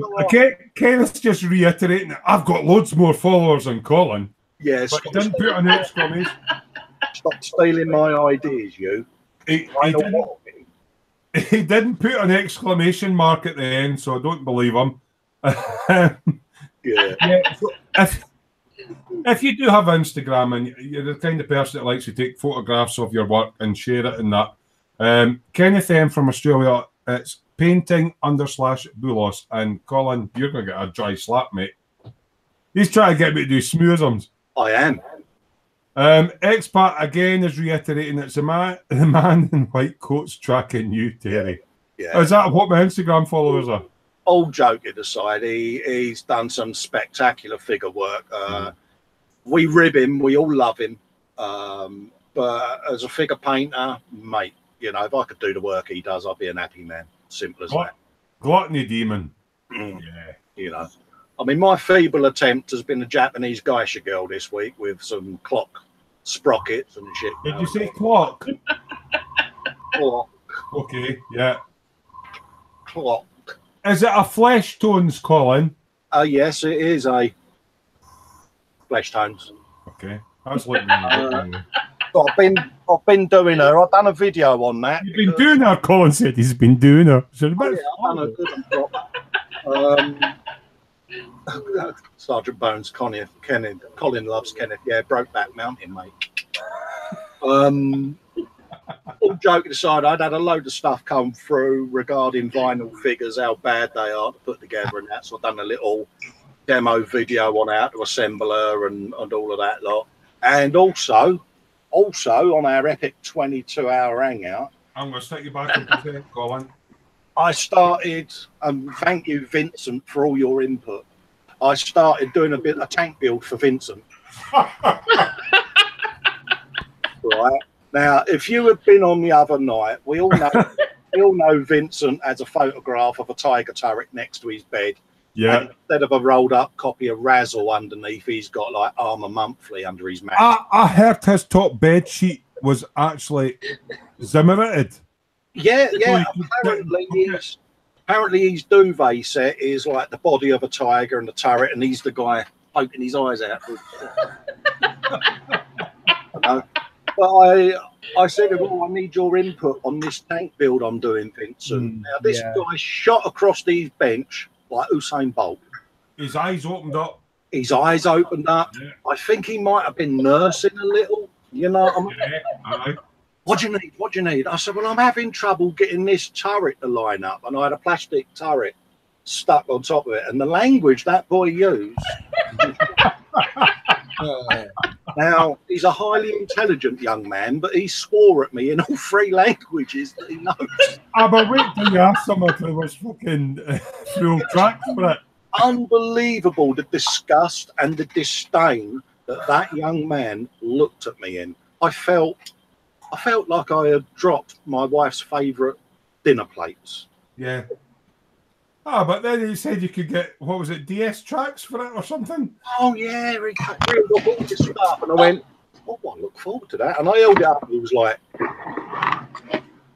He uttered a Belgian truism, didn't he? Yeah. But on a more serious note, I've also got some coffee.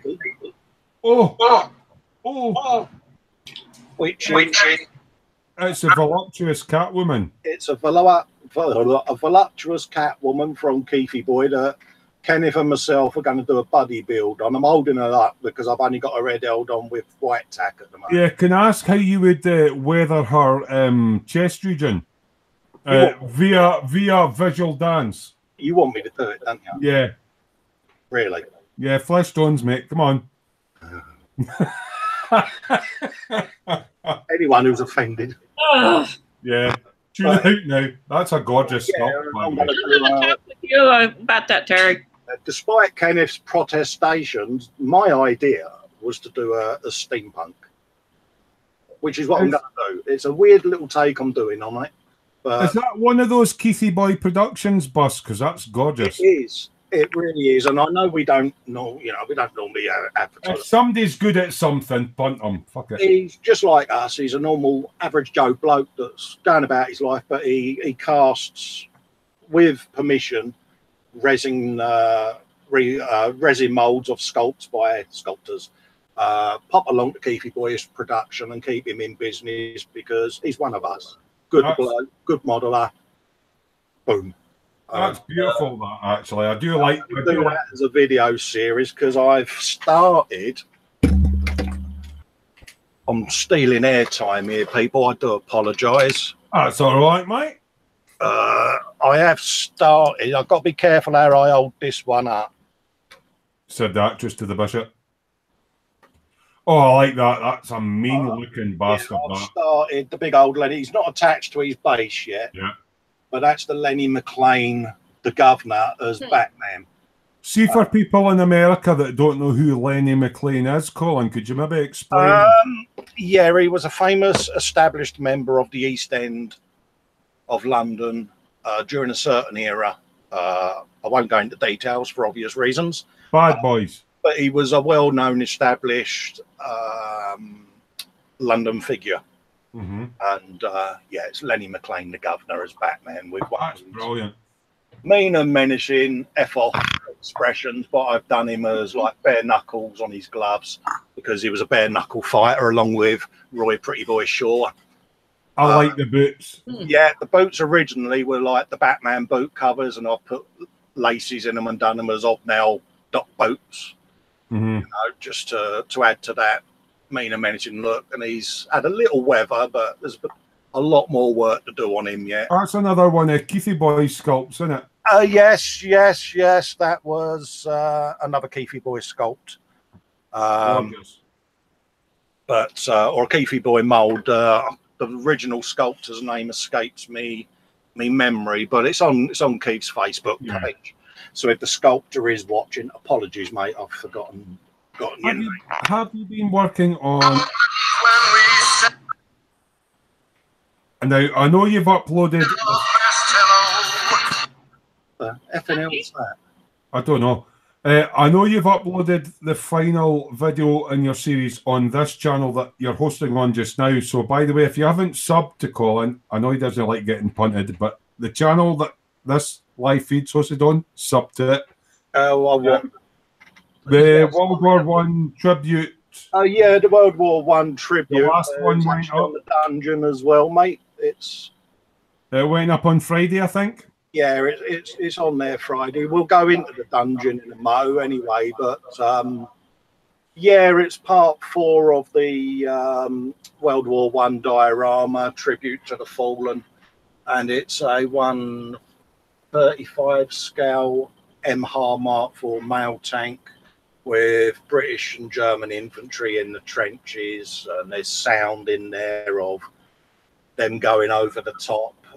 You know, it's a nice little bit of sound, but also has a little tribute at the end, you know, to all the guys that gave their lives so that we can sit here and lead ours at the end of the day. Yeah. And a lot of people will do World War II stuff and that, but I thought World War One sometimes can be a little forgotten. It's a bit more gruesome as well, because World War One, it was men with guns. Yeah, you know, it was probably one of the last real hand-to-hand combat stroke beginning of mechanized warfare and that. Vincent will probably rivet count me on that, but I'm just going to grab a pack of cancer sticks. yeah, I'll be back in 2 seconds. I know anyway. And as a builder, I always had a little bit of a transfix obsession with mail tank when I was a nipper.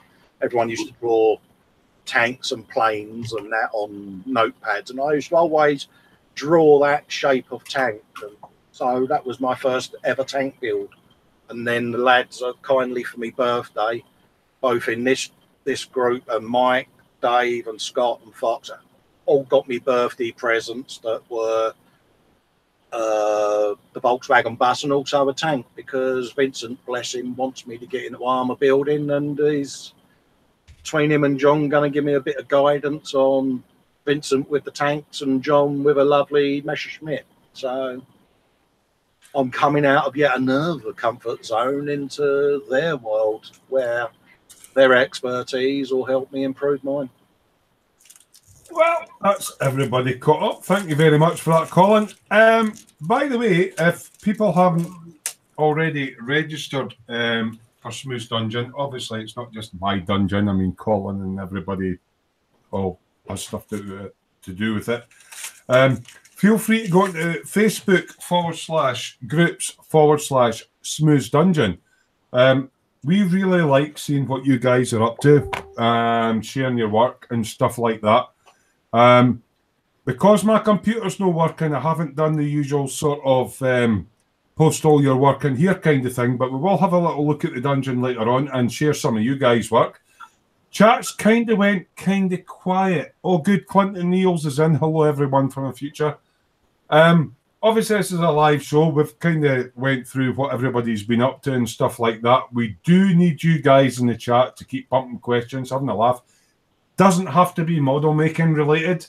If you want to talk about Sally James or, you know, anything you want to, pump questions at us, whether it's a modeling question or...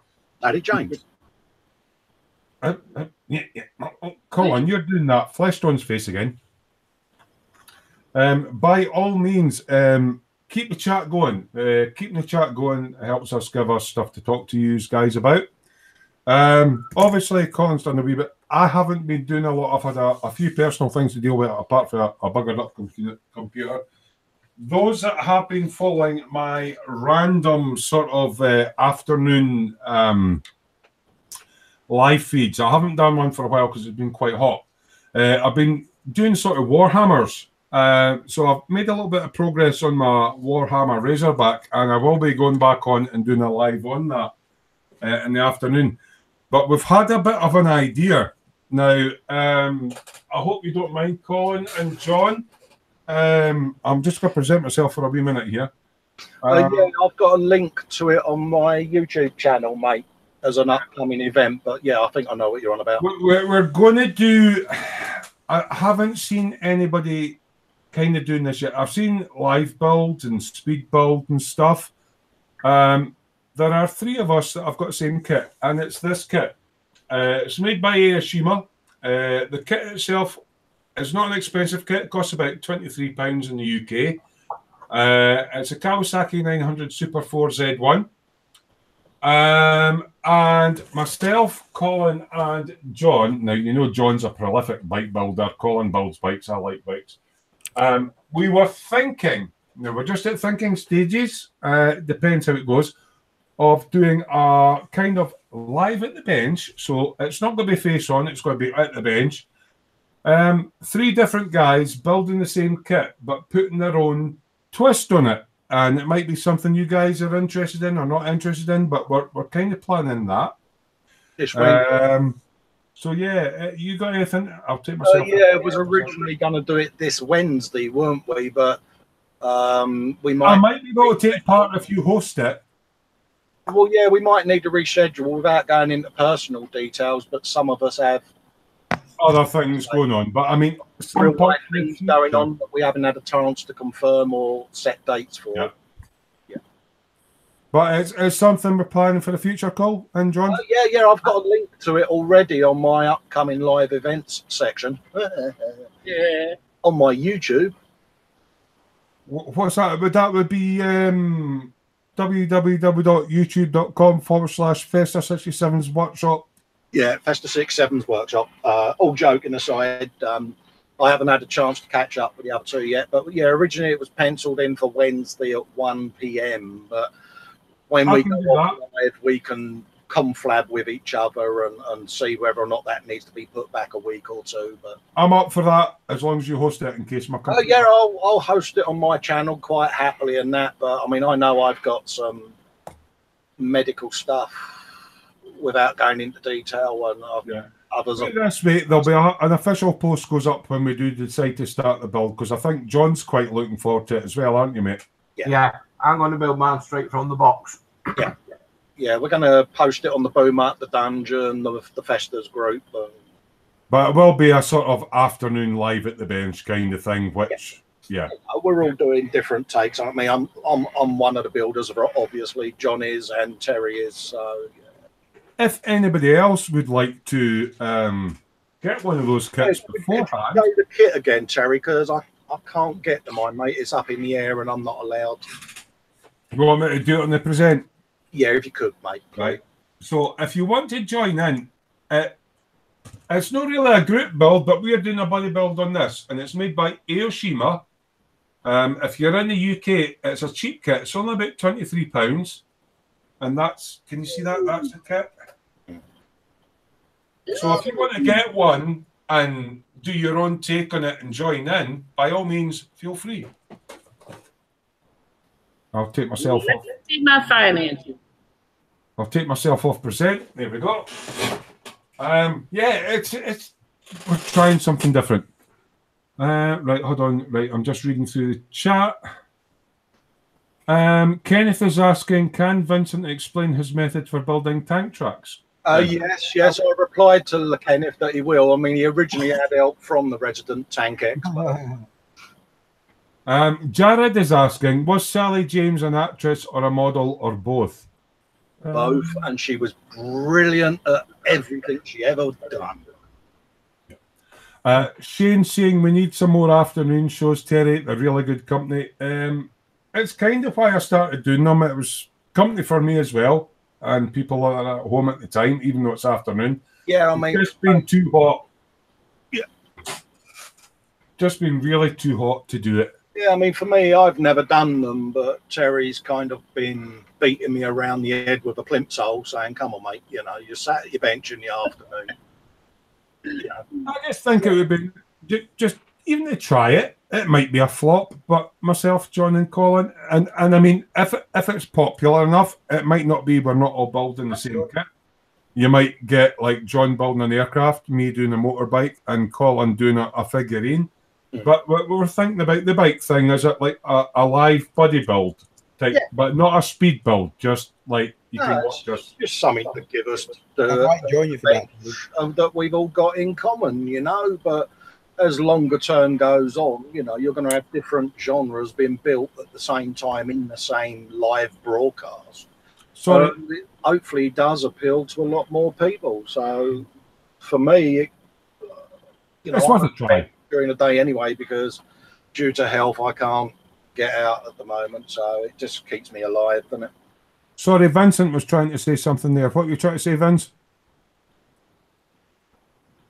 Your mic isn't coming through, mate. I can see you gesturing. I'm chewing. Sorry. No, I was saying I might join you for that because the Z900 is one of my favorite bikes. Yeah, I heard Josh letting you eat your dinner, mate. That's why I carried on rambling. I didn't realise he was eating. Sorry, Cole. Got told off by the teacher again.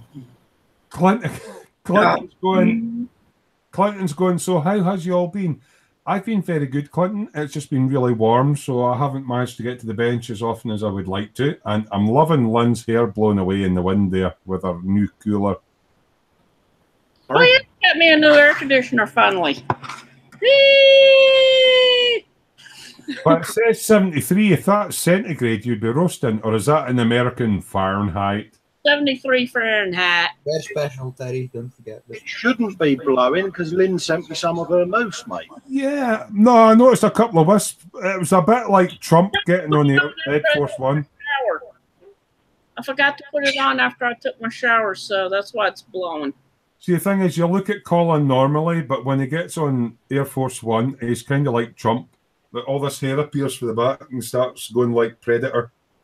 Oh, that's very nice, isn't it? He's having a Trump dig, Lynn, us. I never said the word. Retort. What's this expat saying? Dip it in TCP, Colin, but it might smart a bit.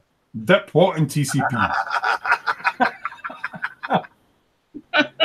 And Clinton's saying he's been good. It's good to see you all back. Yeah, we're doing like fortnightly shows because it kind of lets us get on with personal stuff, and then once a fortnight we can concentrate on having a laugh with you guys, and it also lets us try and build stuff. Well, more me because I'm quite slow, but yeah.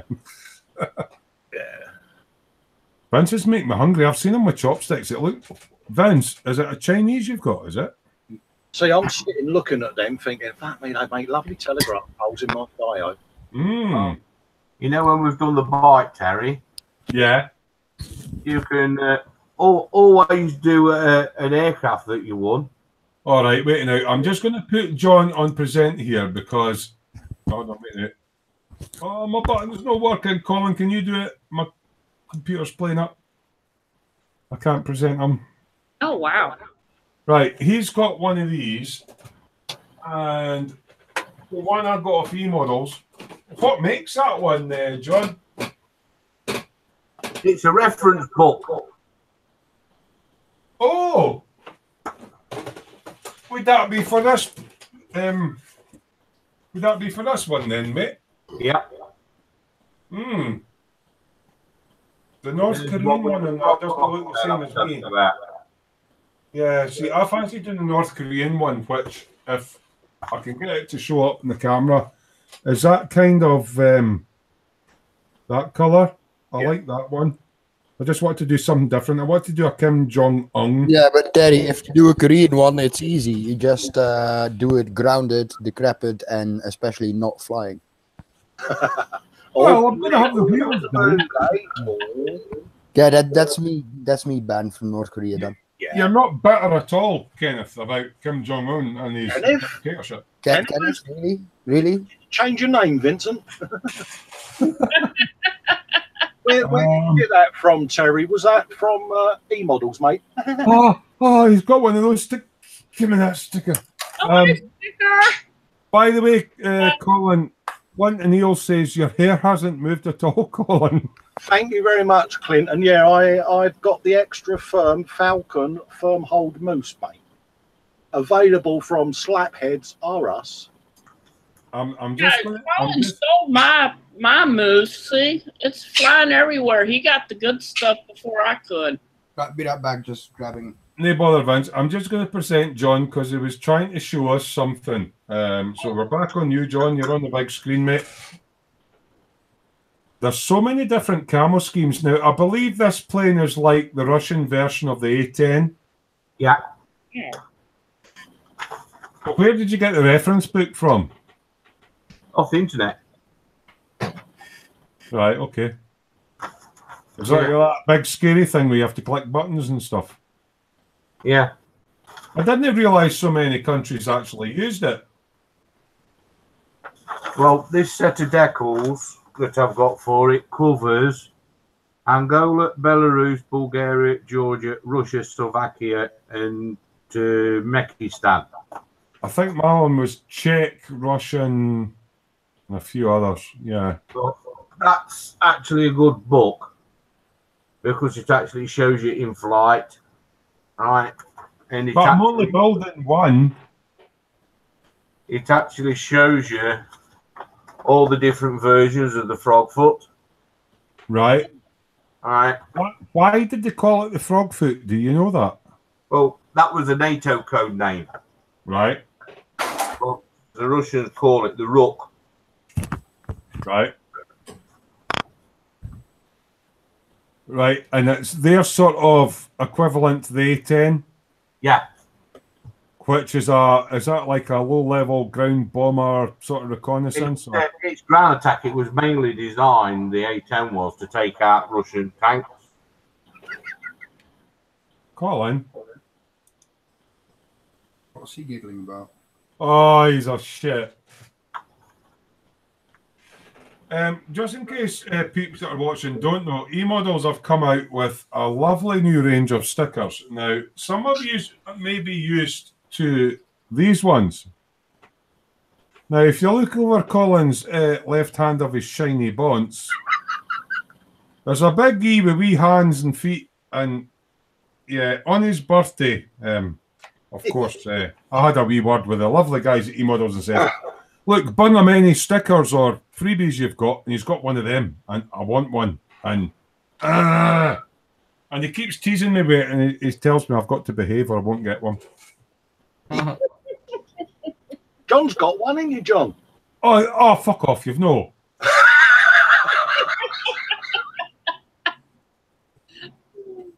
Oh, he did that on purpose to get a smooth him. Actually, Lynn's good at that one as well. Oh, we just swapped, didn't we, Colin? We did, John. I sent him a 109 cockpit and he sent me a sticker. Yeah, it's in the post, mate. Expats actually saying, do you want any reference books, Terry? I don't have the money for them. That's why what I do first of all is I contact John. Then John presses a little bell on his desk, and then Ray comes through with a load of books. Ray from Malta, by the way. You know Ray that's in the chat. He comes through with a load of books, and John picks which one it is, and then he shows you guys it. Oh, Dr. Spro's in. Hello, Dr. Spro. Glad you popped in, mate. Hiya, Doc. Spro. Damn Ducks is going, ooh, stickers. Oh, Sarge, don't. You've got the new mug. Oh, I've got the old one. Yeah. I need to tune in and get a new one. And Sarge is going, what's up, Doc? How you doing, Dr. Sprout? So, what has everyone been working on of late, or has it been too hot to get into your man caves? Do you have any? God forbid. I mean, we do have a couple of intelligent people in. Well, I had this come through the post. Oh. Wow. Let's have a look. Let's put you on the big screen. A level 5 Revell F4G Phantom. Okay, mate. Oh, it's got shark's mouth. Yeah. So will you be able to build that straight out the box without any modification? I've been working on for some time now a corrected nose because the nose is all wrong on it. So the answer is no. No, it won't be built straight from the box. I'll be altering the nose, putting new intakes on it, seamless intakes with actually wider. Basically rebuilding the cockpit to turn it into an accurate G, and reworking the exhausts at the rear end. So there'll be a bit of modification on it, but as a standard, is it okay? Who makes it again? Sorry, it's the old Revel kit. So who made it? Who is that? A Reebox? Who made it? It's basically a reboxing of their old kit. And basically, that is the old Revel F4E, F4F, and basically what Revel have done is just done a new sprue. Is that just for the payload? This gives you the new instrument panel for the rear, the front one, the new chin pod. The pod that goes on top of the fin, and weapons for the F4G. Oh. which none of them I shall be using. Because right. I'm going to put arm missiles on it and do it from the 1991 Gulf War. What missiles? HARM. What does that stand for? HARM. They're anti-radiation missiles. All right, okay. When the Americans fired them, let them loose, they shouted out Magnum over the radio. Because they fired them and they climb up to altitude, then drop down. Mm-hmm. And the radar is searching for the surface-to-air missile site, their radar signals. As soon as it picks it up, it fires the motor, bang. Oh, so it takes out all the surface-to-air stuff? Yeah. Just a quick one. Just button in. Ken Sturrock, I believe Ken is down under as well. He's going morning all. Yeah, morning, Ken. I did message him back in chat. Good to have you in, mate. Sorry about that, John. I was just saying hello because there was somebody new in. But yeah, that's the fuselage. Oh wow! I've actually got a model making related question about that one, John, from Sarge. He says, could you build the E from that kit? Obviously, the variant E or... Yeah. Basically, the parts are in here to make an F4E and F4F. Because he's thinking of getting the Italieri F4E and 1/48 scale. What do you reckon to that kit? The Italieri one? Yeah. And he wants to build an F4E. F4E and 1/48 scale. Get the Asagawa one. There you go, Sarge. John's recommending the Hasegawa one if you want to go for 1/48. The Italeri F4 Phantom that they've reboxed is basically old Esky kit. All right, Esky. And there's basically non-existent cockpit detail. It's accurate in shape, but you'd be actually better off buying the Asagawa F4E. Well, Sarge is saying, damn, I've been ignoring the Revel 132 because it was a G. Now, if he was getting the Hasegawa one in 1/48, what mods would he have to do to it? Maybe give him a wee few heads up, John, since you know all that kind of... Obviously, nose cone's the big issue on those, isn't it? If he wants to build the 32nd scale one, there's an F4E. Right? Basically, that if you put me on present, it'll be easier, Colin. Oh, sorry, I thought I had you on. Sorry, mate. I'll pick up present. Oh, Colin's done it. That is the standard front fuselage. Right? And to make the F4E, you use these bits here, which is the nose gun pod. That's the cannon housing. So instead of putting that nose section, which is the G, on the end, right, you use them two pieces, you glue that together, right, and put that here. So it goes under the tapered nose cone. Under the nose cone, and it makes the F4E, right? But you actually get in with it the F4E instrument panels and the rear one as well. Okay. So basically, you build the kit as it is from the box.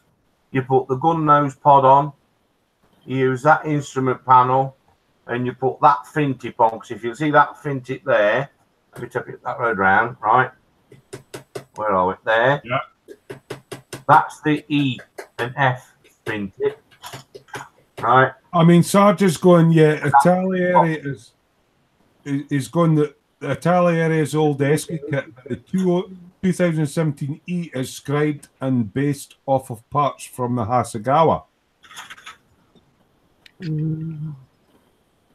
I'm totally lost here, so he's talking your language, but he's saying Italieri is old Esky kit, but it's basically scribed and based off parts for the Hasegawa.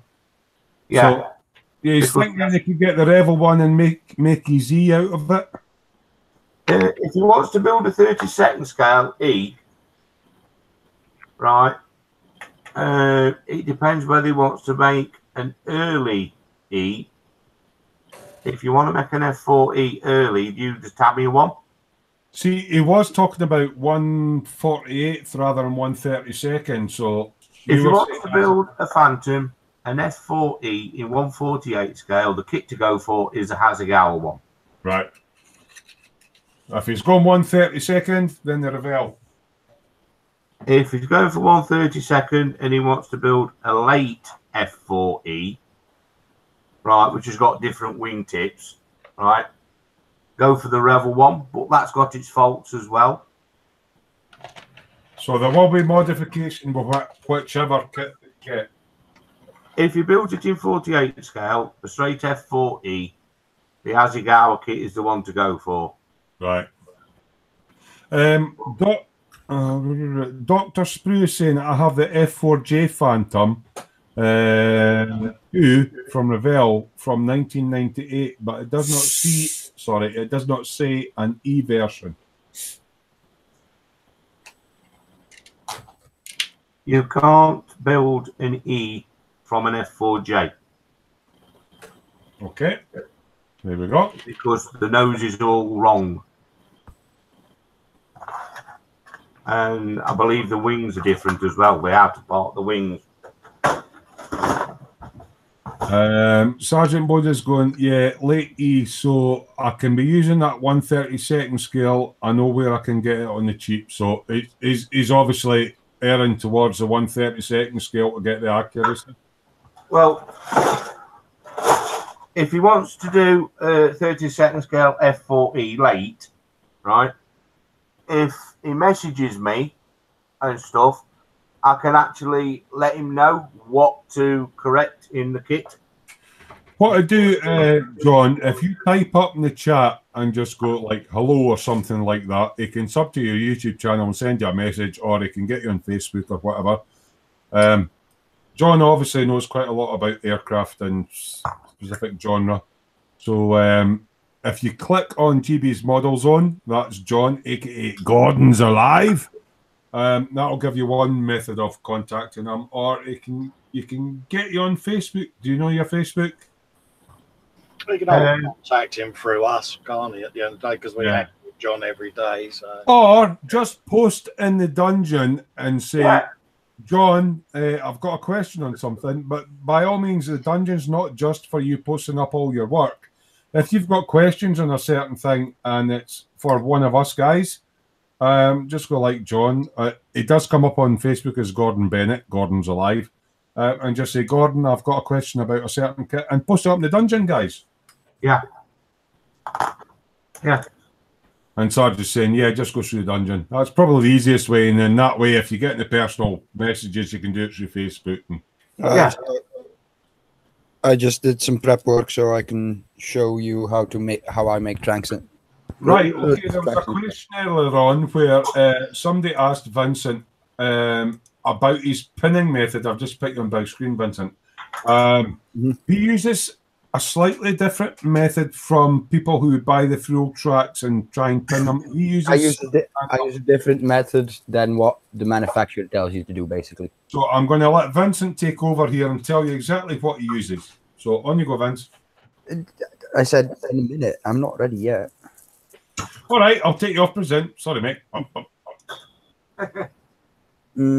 I'm actually ready now because you hurried me up. Vincent, you missed your chance. You'll need to wait. Right, okay, I'll put Vincent back. Sorry, Vince. My apologies. Right, it was Kenneth that asked the question. So saying thank you, and on to you, mate. You're welcome. So this is the set I'm going to be using to show it. This is a Panther D set. This set has a left and a right side. So it has two separate baggies, which actually have two types of links. That aside, some are mirrored, some are not. But what you do, you get your link. I will drill them out as you do normally. But in my case, I'll be drilling them out with a 0.6 drill rather than the normal 0.5, because to pin them together, I'll be using these brass pins, these silver-plated brass pins, like basically tailoring pins. You know, when you're sewing clothes and you want to keep something in place, that's what I'm using. So I'll drill out the track like so. Quite easy, just basically cleaning up the ferrule and slightly making it bigger. And then the other side, you don't drill all the way through because it has a little detail on the end, you can see. So you don't want to ruin that, basically. And you make sure the drill stops like just before it reaches the last bit. Which is quite easy, just set your vice pin for that. Or your pin vice rather. I'd already prepared two here, so I'll now take one of these pins. And basically the hole you just made a little bit bigger. You place the pin in there, push it with your hands as far as you can go. And then what I get something to tap it in basically, and I now have lost my tool of tapping things in. It's great. No, there it is. What I use is my jar opener / nutcracker because it's got a nice flat bit. Because these are brass pins, and you know you hit them the wrong way and they will bend on you. It's then annoying to pull them out. So what you do is just tap them home.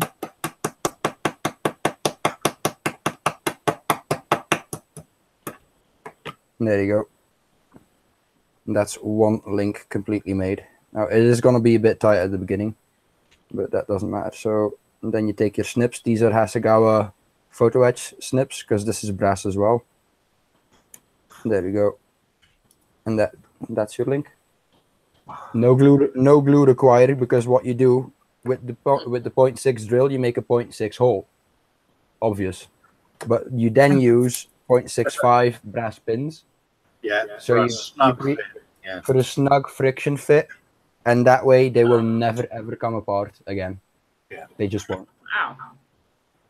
Are you trying to convince me to get metal tracks for my Conqueror then, are you, Vincent?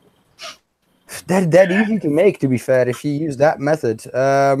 Like on this one, I use 0.65 brass ones because they're the only ones that come in this length, because these are wider tracks. Can I ask you a question, Vincent? Where do you get those brass sort of, it looks to me almost like picture frame tacks? Where do you get them? Amazon. Want me to show up the link? Yes, please. Yeah, shove up the link in the... That way anybody getting through old tracks can use the same method. I get them off of the German Amazon page, but I know you can get them off of the UK one as well. Yeah, even if you post up, it'll tell you what version of Amazon you're on, and would you like something similar in the UK. So. Copy and paste the actual details, and that'll be really quite good. I'm actually going to screen share it because I can find it back in my old orders, can't I? Any good? Just catching up in the chat while Vincent's looking up for that. Johnny Blythe from Down Under says, "Morning from Brisbane, everybody. I didn't know the show was on, so I had a lay-in. At 6:15 a.m. can be called a lay-in." Damn Ducks is having a joke. Bits pinging off left, right, and centre. Call it a night of good work then. Obviously, Kenneth is going, "Thank you, Vincent," and obviously, Vincent will get back to you with where you can get those actual pins, Kenneth, which will be useful for quite a few folk. So I got the link if you want to switch back. I'll put this. Are you screen sharing for this link? Sure, yeah. Right, I'm going to put, there we go. Colin's already got it. There you go, he's showing you where to get them. So these are the little box I was using earlier. This shed box. These are 0.65 ones, and I only use these for really wide tracks, like Panther, like Tiger, like, you know, heavy tanks. Cheers, expat. You also get, and now I need to scroll, you also get these, which are shorter. You get a lot more for in a box, though, but these are really handy for small tanks. So does this depend on the fuel tracks, Vince? Because some pin all the way through and some... No, what it basically comes down to is track width. Okay, right, yeah. track with, because unlike my Panzer III, I used these ones, the ones I'm showing now, because I didn't need more than 1 centimeter. These are like slightly over 2 centimeters, so I need the long ones. Like for these, I won't be drilling out with a 0.6 millimeter drill. These I'll be drilling out with a 0.5 or a 0.55 drill. So you drill it out with a 0.5 and you hammer in a 0.6, so it grabs in tight, and they're 14 millimeters long is basically those ones. Yeah, and then if I need wider ones, I'll drill out to 0.6 and bash in the 0.65 ones. What do you do with the bit it's still standing out? Do you just cut that off with snips, or? Yeah, like I also stop screen sharing. Show these again. Yeah. Like I showed earlier, you can get these in practically. I missed that. I was at the toilet. Sorry. Yeah. Hasegawa hobby snips, like photo etch snips rather. Yeah.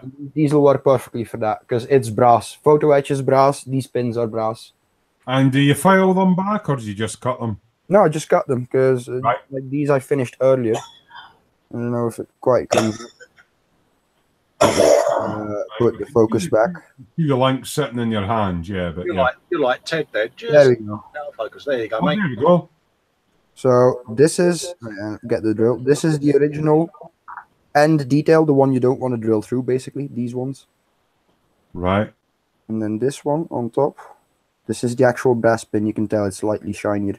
So you do that side. You snip it off flat because this is how these are made. Like it's more or less flat towards the link. And you end up with that.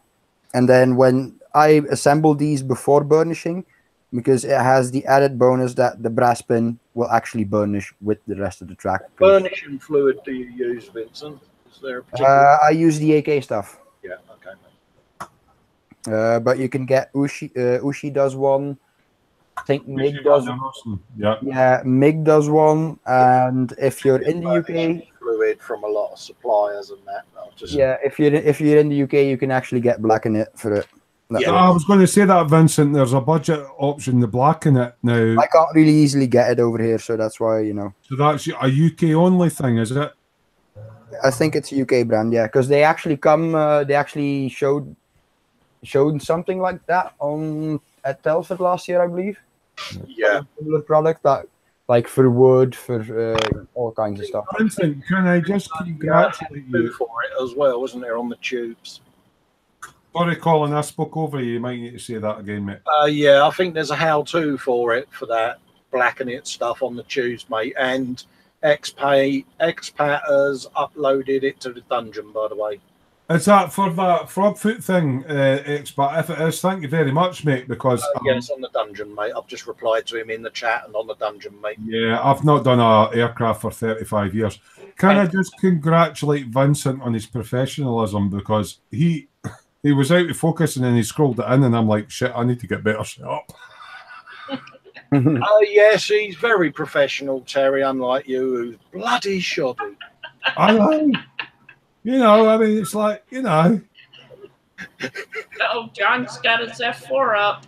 Oh, hold on. John's got a big phallic symbol out. Well, I'll try and present him. Hold on, mate. Hi, JS. There he is. John, can I just rivet count you for a second? I don't think that particular plane came with loads of fucking Tamiya tape all over it, mate. No, I've just taped it together to see if it's the right length. That's the new way of doing your model now, is taping it together. Yeah, but he checks the length, Lynn. He says that to all the women. I'm just taping it together to check the length. Well, that is basically how big it is. Is that the 1/32nd? Yeah. Bloody hell, that's a big plane, mate. And is the wingspan longer than the plane or shorter or? Oh, we getting back to your reach is your height, is it? Because Sarge might want to get his tape. Yeah, Sarge might want. Hold on, wait, Sarge. Sarge, what you might want to do is you might want to go like that and go. The length of the model is this length, on the width is this length, and when you press the button, it goes. Oh.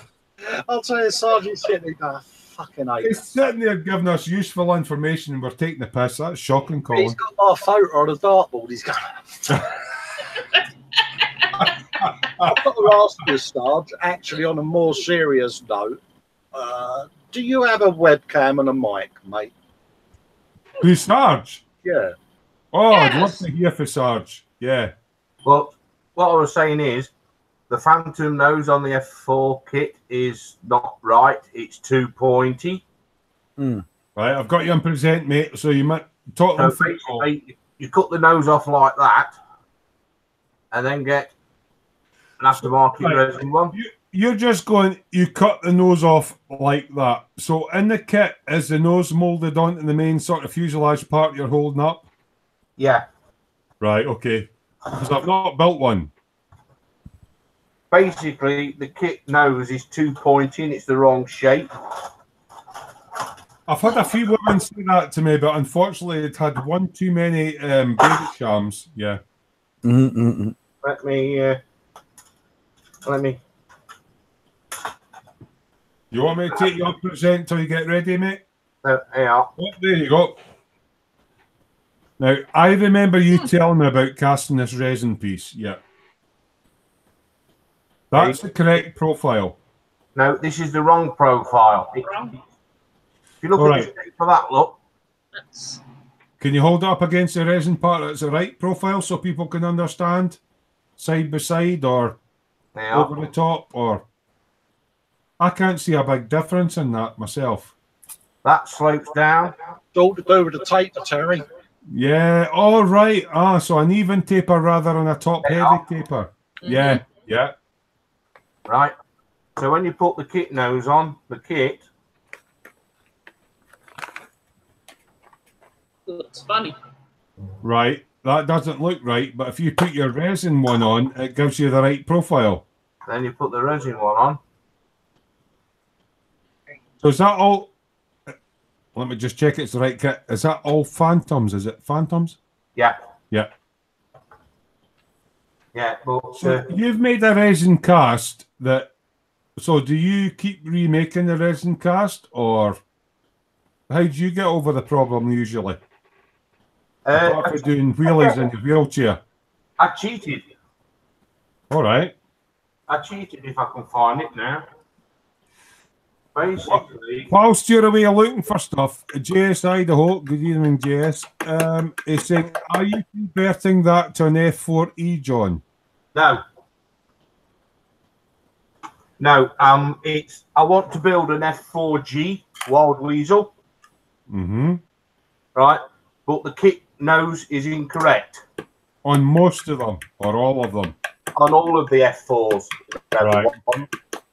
Right? So basically what I did, I got a spare Tamiya nose off an F4E. Why does that come clear? All right, okay. Because in the Tamiya kit, it shows you all the gun and all the radar in the nose. Oh, right, okay, yeah. Right?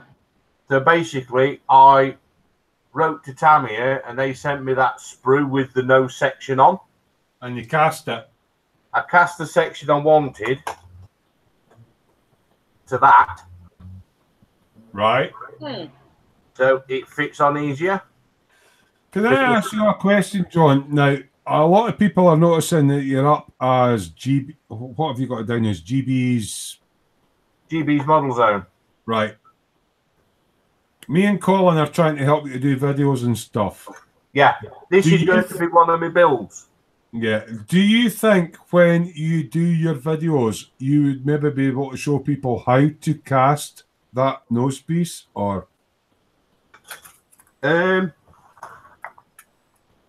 going to build that as part of one of my builds on my channel when I get it up and running. Mm-hmm.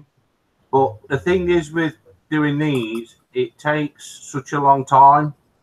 There are videos on YouTube that shows you how to make a mold with Lego bricks as a down wall. Yeah, yeah. You put your piece in the middle, you pour your rubber in over the top, leave it for a couple of days to go off, peel all the Lego bricks off.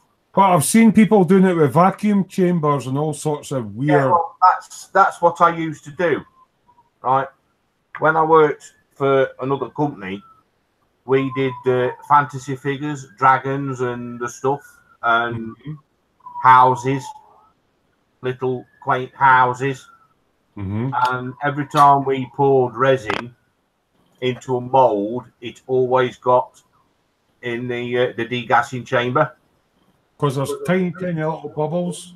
Is that right? Yeah, yeah, but there's no little bubbles in that. Right. Right, because I made my vacuum pump out of a fridge motor. Ah, a fridge pump. Yeah. A fridge pump. Yeah. It's quite easy to do. I used a fridge pump and an old pressure cooker and a rather thick piece of Perspex. Yeah, because you can make compressors out of them as well, can't you? Fridge motor. Yeah. So you're talking redneck engineer, and I've got another quick question for you from JS Idaho. Is that nose antenna housing an aftermarket part? You can actually buy. Is he in the UK or is he in the States? JS Idaho's in America, or is Right. Idaho in the name? That's a clue, but yeah. Right. If he goes on Sprue Brothers website, right, and types in GT resins, right, they do all the correction parts and the update parts for the Revel Phantom. There you go, JS Idaho. Hope that's answered your question. Because I ordered last night, because basically with the Revel Phantom, these intakes aren't wide enough. I mind you saying that on one of the planes, yeah. Right? They aren't wide enough. So what I ordered last night was a set of seamless intakes from GT Resin from Sprue Brothers last night. So do you have to cut those back further, or do the corrective parts just go into the end? The parts that come, all I'll have to do is that part of the kit will stay the same because they butt up to that. Yeah. But because of the correct intake size, I'll have to cut this piece out here. Right. There. That will all have to come out. And is it a resin piece that goes into the correct kit? Yeah, it's 2 resin intakes. Right, okay. And basically what you do, the resin ones, you just fit butt joint to that, but you have to cut and rework the inside to make them fit. Can I ask you what glue you use to put the resin parts onto the styrene? Onto that, I will either use 5-minute epoxy, yeah, or super glue. Right. So there you go. So thanks for that, John, because that was... well, this is it. Once I've got all the parts together, because I'm still collecting stuff, I've got all my reference photographs and my decals and everything. I'm just after conversion parts to actually alter this and make these intakes into the correct ones. It's a lot of work. But it's worth it. But yeah, it's worth it. But because I want to do it as part of one of my video builds, I thought, well, I'll take the standard kit and actually show you how to update it and make it better. So that would be the Revel kit then? So that'll be the Revel kit, yeah. Yeah. And also one of my builds I'm going to do, I've got the 32nd scale F4J. And I'm going to... It's basically the naval version of the Phantom with a short nose. Yeah. Right? But I'm going to build mine as an RAF one. Ah, right. I've got a quick question for you in a minute, but actually, Clinton Neals has went redneck too. LOL. Yeah. Now, talking about RAF planes, now, knowing that I'm not a plane builder, but there is a very distinctive plane, the Harrier, in the UK. What would be the best manufacturer and scale of that kit? Just quickly, we're about to be joined by a guest. Would that be Mr. Bones? Yeah, as advertised in the original link I put up, if someone was to email me, blah, blah, blah, they'll get sent the link. So we are going to be joined shortly. Okay, sorry, Terry. No, that's excellent. It'd be nice to see Sarge. And before John carries on, Jace Idaho is saying, I'm a big fan of is it Weasels from the F100F to the F4G? Yeah. Interesting story. Yeah. Yeah. I've actually got a book on the wild weasels, and it's just on the wild weasels. It's just in there because I was looking at it last night. But going back to the Harrier, right? It depends which Harrier you want to build, right? If you want to build the on the Ark Royal that my stepfather served on before they sold them to the Americans. Oh, I can see Mr. Bones. Can you hear us, Sarge, at all? I can't see you. 2 seconds, John. Sarge, if you can't see us... I'm kidding. Jesus, God. Oh, you... All right, mate, as long as you can hear us all okay, yeah? 10 Hut Sergeant in the house. Welcome. Carry on. Carry on. Sarge, why? You've got an E-Models mug. Boy, Sorry, look we'll at that, come back to you, but we've got a celebrity on. How you doing, mate? Oh, I'm doing good. I can't complain. Good, Good man. for you, mate. It's nice to see you at last. You know, to put a face to the actual name, it's brilliant. Can I ask you a really personal question? I can't remember your name. I'm terrible. I do. It's Bill. Bill. Bill. See? Even we remember. I'm the same. It's just like, you know, you see people posting up, it's like Sergeant Bones or whatever the name is in the chat. I have a really bad short memory, and I just could not, for the life of me, find you on my details.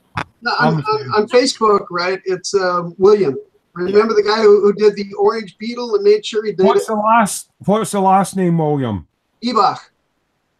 Yeah. Oh, right, that's right, William Ebach. Right, Yeah. Right. Yeah. I made sure that Beetle was done before Colin went in the hospital that time. Right. Yeah, I mean, because I had a similar issue when I first joined Terry, because people only knew me as Festa, whereas my YT link was something completely different, and that's where I merged everything, you know. But anyway, glad to have you in, mate. You're always It's really nice to see the real person. And to everyone else in chat, you know, when I host on these, it's something I like to do, is get someone else in. So there's going to be opportunities whenever it's hosted on mine, and I think Terry's going to start doing I do the same. You're more proactive, and you went, Sarge, have you got a camera on it, and pulled them in? Yeah, it was easier for me because I've got everything on my system tonight, you know. So. Whereas normally I'm like, oh my God, right, somebody wants to talk, blah, blah, blah, blah. But, oh, it's brilliant to have Sergeant. Yeah, I mean, I remembered what I said in the link, which was, you know, I'll ask a question randomly if you've got a cam, and whoever has, you know, and I did it earlier on, someone PM me, and I said, have you got your webcam set up? And he's like, no, it's not arrived. So hence why I posted it up again. Sarge, if you don't mind, I'll come back to you in 2 seconds, but I did ask John a question, and he was just going to answer it, and then we're going to come on to you. We're going to put you on the spot, mate. We're going to put you under the... Sorry, John, I do apologise, mate. So, we'll pre-warn you, Sarge, if you've been... Just a quick one. If you've been working on anything recently, now's the time to go and grab it so you can show us when I come over to you. And it's back on to John. Right, sorry. Ask you a wee question. I'll put you on present, and Sarge is away looking for his models. How you doing? Right, okay. Right. If you wanted to do 72 scale Harriers, the new Airfix 72 QB, it need to be 48 or 36. So if you're going for 48 scale Harriers and you want the Royal Navy ones, you want the kinetic kit. They do the FA1 and the FA82. Do you have to modify them much? Nope, straight from the box. Do they fit together okay? The fit is pretty good. You've got to do a bit of test fitting and make sure you've got your seams clean, make sure you've got no nubs or anything like that. I've actually got both kits, but they're up in the loft, and at the minute I can't go up there and get them. No, they're not in the loft. Ray's actually sneaked off for a coffee, and he's can't be arsed pulling them off the shelf. But yeah, if you want to build the Royal Navy Sea Harriers, it's the kinetic kit. What's the best paint kit to get for them? The which? Paint kit. You know how you get the kits for like American aircraft or British aircraft? You can base the RF ones, the Royal Navy ones, are basically extra dark sea grey or medium sea grey. Oh, I've got those. Yeah, in the Tamiya. Yeah. Yeah. So, Mr.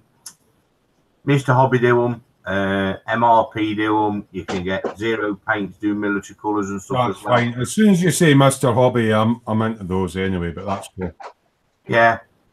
But Royal Navy ones, it's the Kinetic kit. Kinetic have also released the 2-seat trainer version as well. All right. It's just I heard a rumour. I'll just take you off present. It's from about a year ago that nobody built a decent Harrier kit. No, nobody did. The only choice you got was the old Airfix ones. Hasegawa bought out the second generation of Harrier, the AV8B, the GR7 and the GR9, which are damn good kits. So basically, if you're going for them now, Kinetic make decent kits. Kinetic do a brilliant Sea Harrier, the FRS1 and the FA2. They also do the T4, the T2, the T2A, the T4, the T4A, and the T4N, which is the naval version. Thanks for answering my question there, John. Right, now we have a special guest tonight, and Colin has managed to find all the way from the depths of America. Now, the clue is in his name. He's from Idaho. Yes, and it's good old Sergeant Bones. How are you doing this evening?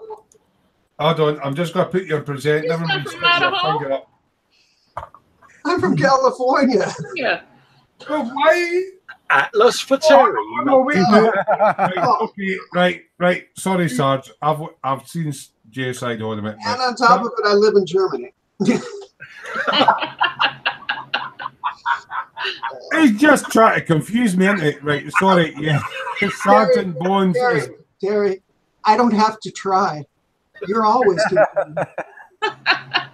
Oh, that was priceless, mate. That beats W by a long shot. Oh. That's better than the decal on the big toe. You know what, mate? All that grief for my toes, you get. Yeah. That's right. JS is saying he's in Idaho. Yeah. Oh, yeah. Colin, I do admit it. I did pull out a tape measure and measure it. I believe that when you put that in chat, I'm like, yeah, I had to check. So, Terry wanted to know what. Yeah. And I got something real long for Colin too if he doesn't behave. Hopefully that's in a non-broke back mountain kind of way. So you said you wanted to know what I'm working on. Okay. Yes, please. I would love to know what you're working on. Best answer is too much. All right. Okay. So what's this? This one? Oh, okay. Some armor. Vincent. Good God, my camera's backwards. Hold on a second. No, it's the right way for us. Oh, okay. Okay, good. And well, it's. Excuse me while I shake myself. So it's a Panzer. Hold the box back up again for Vincent, just because you didn't see it. So it's a Panzer KPFW38D. Yeah. That's interesting. Yeah. There you go. Got that as a present from a friend. Good friend. And as you can see, it's getting there. It's almost done. Did some modifications to it. Changed the type of the gun muzzle, because I didn't like that triple muzzle on it. Right. But the tracks are so damn fiddly in this kit. They are so small. Is it individual links on that one, Sarge? Yeah. Individual workable links. And they barely hold together. So I'm going to pick up some frills for this. Yeah. That's why it's not done yet. Then, in a similar vein and a similar problem, this thing. An MBT. Oh, yeah, I got that one. Raptor Panzer Stoner or something. A Rutcher, which basically means a slider. And it's... That's a small scale. That's 1/72nd. Oh, it's 1/35. Yeah. Is it? Really? Yeah, It's small tank. Tiny. 1/35, just a teeny tiny. But I'm sure Vincent will be able to see the differences that I made to it. Stowage box on the side. I added a couple odds and ends. Oh, yeah, detail. On that 38D, I also added a commander's optics, which they didn't have. Was that like a little periscope thing on the tap? Or? Yeah. But that's the same thing. I need friels for it. But the company where I got that from, right? You get that in like a 3-pack. You choose 2 other kits from Amusing Hobbies, pay €100, and you get a Richer with it too. All right. Yeah. So I'd gotten the Lova, and oh hell, what was it? Some big old Jagdpanzer thing. The E100 Jagdpanzer, right? Yeah, massive kit that. Yeah. A fair old bit, isn't it? I've got a wee bit of feedback for you, Sarge. JS Idaho, who's actually the guy from Idaho and not yourself because you're in Germany. Yeah, das ist wirklich. He says, amusing hobby kits are great. He says, it looks like a Panther on a 38T chassis crewed by German midgets. Yeah, yeah. We've actually got another new viewer in tonight. Two Tools Model Car Garage. Taylor Braun goes, hello. Oh, yeah. And he says, I have a tank in my stash. I haven't built it yet. I won it from ISM. Oh, well done, mate.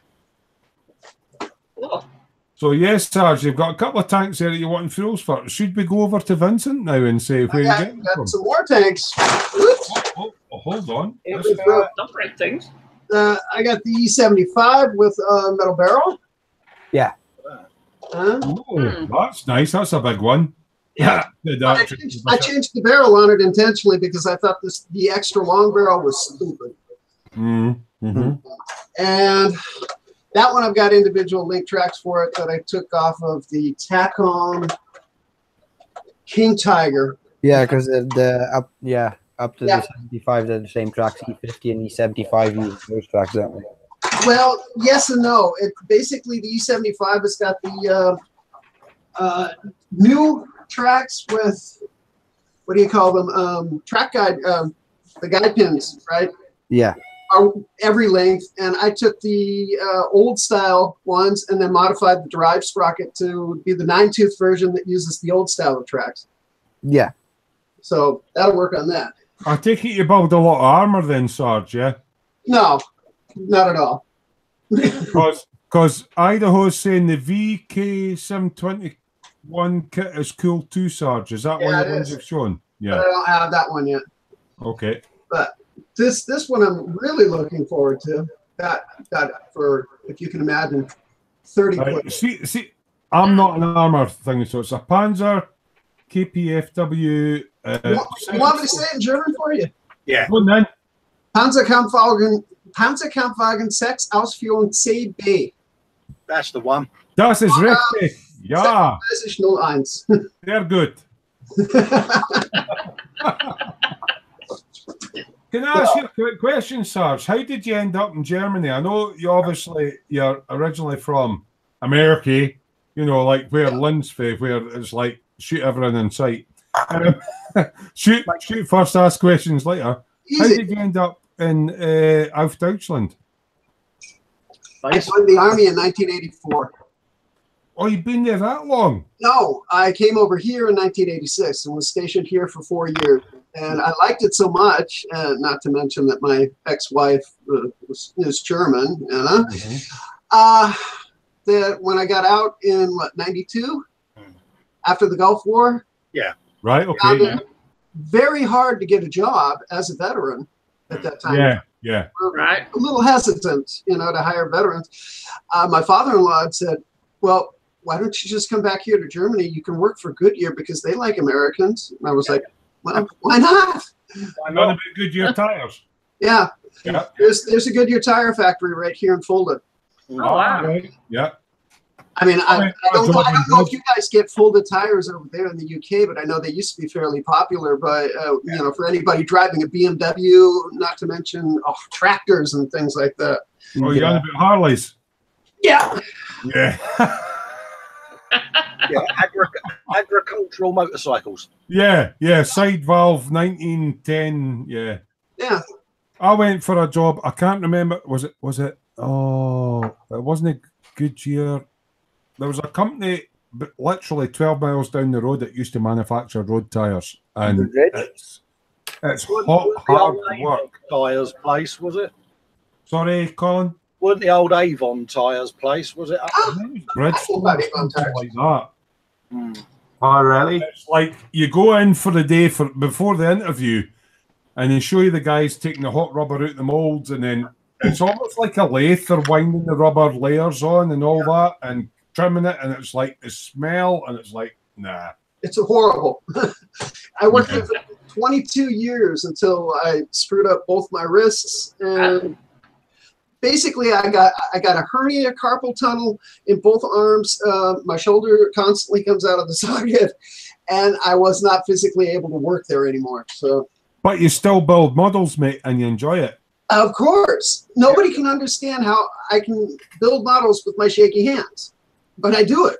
You know? I'm not going to say anything about Colin flinging paintbrushes out the window, but I'm sure he can understand. Yeah, Colin would understand perfectly. Yeah. I have the same problem. I was working on a Panzer III once, and I dropped it 15 times while building it and had to repair it 17 times. Oh. So was it just battle damaging? Partially, yeah. Right. I'm just going to quickly catch up and chat, Sarge, just for 2 seconds. The new guy that's in, I'm going to just call him Two Talls. He says, I'm more of a car or a truck builder, never gotten into armour builds. Currently working on a 1964 Pontiac GTO. Now, I do like American cars, but most of the American cars are like the AMT ones, and they've got really shitty chrome. Yeah, I'll agree with you on that. Taylor's a good dude, though. He's also a drag racer, my alternative hobby. Right. Two Talls. Get yourself in the dungeon, right? So it's Facebook/groups/Smooth Dungeon. And although it's not model making related, if you've got pals that take photos of you drag racing, get them up there. He owns a 1973 Pontiac Firebird. It has a 463 cubic inch Pontiac. See, this is Lynn's territory. Nice car. And Dr. Smooth saying he's had a few Firebirds as well. It was a fun car to own. Yeah, sorry, Sarge. Back over to you. I mean, obviously, so you were in the military, obviously, and you're stationed across in Germany, and you've had a. Oh, he's dropped out. We'll wait for him coming back in.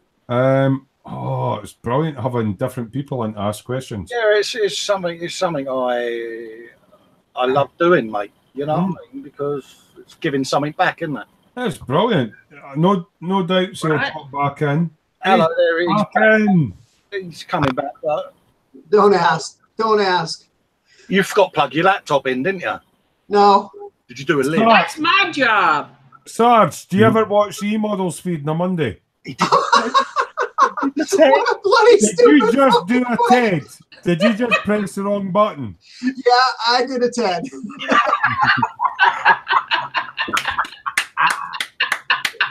Brilliant. Round of applause for Sarge. So what's your... Obviously, you've shown us a few bits of armour. Now, is armour your favourite build, or will you build anything? If somebody sent you a kit, would you have a go at it? Anything. If you were look here in my stash, I've got tall ships, I've got battleships, I've got. What about figurines? Because this is kind of thing with Colin with his flesh tones. He's getting us all onto flesh tones. I got cars. Oh wow! I've never seen kits. We don't get kits like that in the UK normally, Sarge. I ordered it from Amazon. I mean, oh, nice. That was my first car. That's cool. Oh wow! Nice car. Yeah. MPC makes some nice stuff, and they make some like offbeat stuff as well, like stuff you won't find with another manufacturer. It's really nice. Yeah, with certain exceptions. For example, this kit here, the car doesn't even have a firewall worth mentioning. Whereas the original, I think it was an AMT 71 GTX that Revell reboxed, is beautiful. I've got that over. Is that a curbside motor, Sarge, or is that a bond up? And then it's a full one. It's a full one, but it just the kit itself doesn't have a firewall. So it's got the engine, but it doesn't have the firewall behind it. And JS Idaho's laughing, going classic MPC. Exactly. It has no firewall. It has just the interior and part of the tub, but no firewall. I'm like, what the fuck? I'm going to scratch build that then. Yeah, I'm going to have to, because I'm redoing this as my first car, just like I did with my 72 Satellite. And I want to do the engine the way I modified it. Mm-hmm. And no firewall. Where am I going to have the hoses coming from? Where am I going to have everything showing? Hey, would a Chevelle firewall be an ideal one to take a mold from, perhaps? Oh, no, not from a Chevelle. Any of the A-body Chryslers, though, will work. And I mean, technically, I could, if it wasn't already built, I could have done the firewall off of my 71. Yeah. But I built it already. So, can't win. But there's this big hobby shop here called Modell Balkonig. Right? Yeah. It's kind of like the E-models for Germany, you could say. And they're having a summer festival on the 18th. And I know for a fact he's got a couple of car kits up there that are going to be on special. I asked the guy. I know the guy who owns it. You know, we chat all the time in a WhatsApp group. So I plan on getting something new from them to be able to mold a firewall from this. It'll work. So, Sarge, without giving away, obviously, your exact street address, what area in Germany are you in at the moment? Fulda, middle of Hessen. It's if you know where Frankfurt is. Yeah. You go east about 60 kilometers, and that's where Fulda is. So, obviously, you're American, born and bred. Like, yeehaw! Damn Skippy. Did you get training on the German language in the forces, or did you just pick it up, or? It just happened. I don't know why. I've always had an ability with languages. I lived in Mexico for 6 months, and I used to be able to speak Spanish. So yeah, I speak Spanglish, but not Spanish. See, fliegen. But I mean, basically, you can go about your general day and order your bread and your cheese and all that. But what happens if, say, for example, now, Vincent will know this because he's fluent in a few languages. He's actually a very intelligent chap, but I know bits of languages. If you were to walk into the equivalent of like a PC world and you wanted like a processor for your computer, could you do that in German, or would you be like, I want that, and then like Scottish guys speak louder and just go? No, Terry, I think in German. I've spoken the language for so many years now that I don't even think about translating in my head or anything like that. I speak fluent German. And when you're talking about PCs, that was a bad example because that's like you and model kits, okay? Yeah. Because PCs are my second hobby. Kind of similar to myself and Colin and that, yeah. But don't ask John how to copy and paste stuff. Sorry, John. Although, I will admit one stupid thing. I have not figured out how to get the damn chat from YouTube showing up in the Hangout. Click the three dots and then right-click it. It says pop out chat. Yep. And then resize your main window and then slide it along to the right. And, yep. We'll talk you through that because... The three dots. Where you've got the chat on the side of the YouTube next to the video. There's three. No. So I have to open YouTube too, and then pop out the chat. Yeah, pop it out and then close the YouTube window, and you've got the pop out window with the chat. Yeah. Okay. Just catching up on the chat. Dr. Sprue saying some NPCs are a bit nicer than AMTs, but it depends if it's old and such, like Ravel's Best Myself, Tamiyo's Rule. Yep. The problem. This is why I use. I don't know if you're on. Is it Scale Model Mates? What's the one called? Tamiyo's Rule. Yeah, Scale Mates. Quite often when we're thinking about buying a kit, we'll go into Scale Mates and it'll go through the history, and it was like reboxed by somebody in 1967. It's a bit mad. Right, Jace Idaho's got a question, and I don't know what it means, but it says, "Are you a Mopar man, Sarge?" Yep. And what does Mopar mean then, for those that are not in the... Oh, for God's sake. You have to ask. Yeah. I'm Scottish. I know fuck all, mate. It's the only car that exists, okay? Mopar. Well, what is it? That's true. At the moment, I can't even remember what Mopar means. I've been away from it for too long. So you're slapping me off, but you don't know the answer. Oh, that's yeah, it's motor parts, right? Chrysler motor parts. Yeah, but I mean, the cars that I've owned, my first car was a Dodge Dart. My second car was that's right. Then I went to, I had a BMW 328i, right. Have you ever heard of a Hillman Imp? A what? A Hillman Imp. Nope. That was my first car. Oh, Christ almighty, Teddy. What an ass getting box you drove. 50 cc's of crunching into second gear. Taylor Braun says it stands for move over, people are racing. I like that. I like that. Brilliant, mate. Well done. Two Tolls is talking about his car, says it's a 455 block. It's currently pulled apart. I'm switching out a camshaft. Jace Idaho saying Chrysler motor parts. Clinton is just mocking you. Yeah, he's going like, really? Mocking Terry. Good. And Two Tolls is going, move over, people are racing. Yeah. I'm used to being the brunt of jokes. Terry is high up on my list. Keep on. Yeah. So, moving on. Any questions from the chat? And if not, Hillman Hunter, but I know what a Hillman Hunter is, but I didn't have one of those.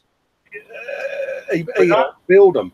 When I started my apprenticeship, and it's kind of like Colin, I mean, you talk to a modern apprentice now and you say, I'm adjusting the points gap and the dwell angle and all that on the distributor. They go, huh? I plug the computer in, mate.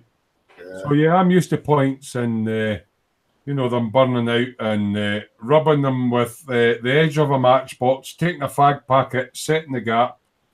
That's my kind of. Yeah. Oh, damn ducks. Oh, he's saying pizza's here. Roast beef on the mushrooms. Terry's sitting there now going, oh, pizza. He's not going to stop moaning now until he gets a pizza. He realised. Let it go, Bob. Colin, where's your e-model sticker went? My e-model sticker is, bloody hell, yeah, where did I put it? Is it on the post to me? Actually, I've got a few envelopes for the guys that requested stickers. They are now in envelopes. I just have to go to the post office and put stamps on them. So I've only got the one now because the other one I sent to John. Yeah. Oh, the other one has to come to me. But I have envelopes. He's done its head again. I've got envelopes going out to Lynn, Vince. Oh, there's one in America. Oh, I can't mind, but I do have some stickers, guys. They're nothing impressive. If you want a wee Smooth Workshop sticker, send me a PM to Smooth Workshop at, is it Gmail? Yeah, it's Gmail, Terry. Gmail.com. Oh my God, you don't know your own email address. It's something like, I can't mind if it's Google Mail or Gmail, but it's Smooth Workshop at Gmail. When you've got to sit and tell him his own email address. I'll send you some stickers when I've got Actually, if you were to use @googlemail.com, it would arrive at your @gmail.com. Yeah. Vince. You're so good. Vince. Yes. You're going to get a dry slap, mate, and some jelly deals. Any good?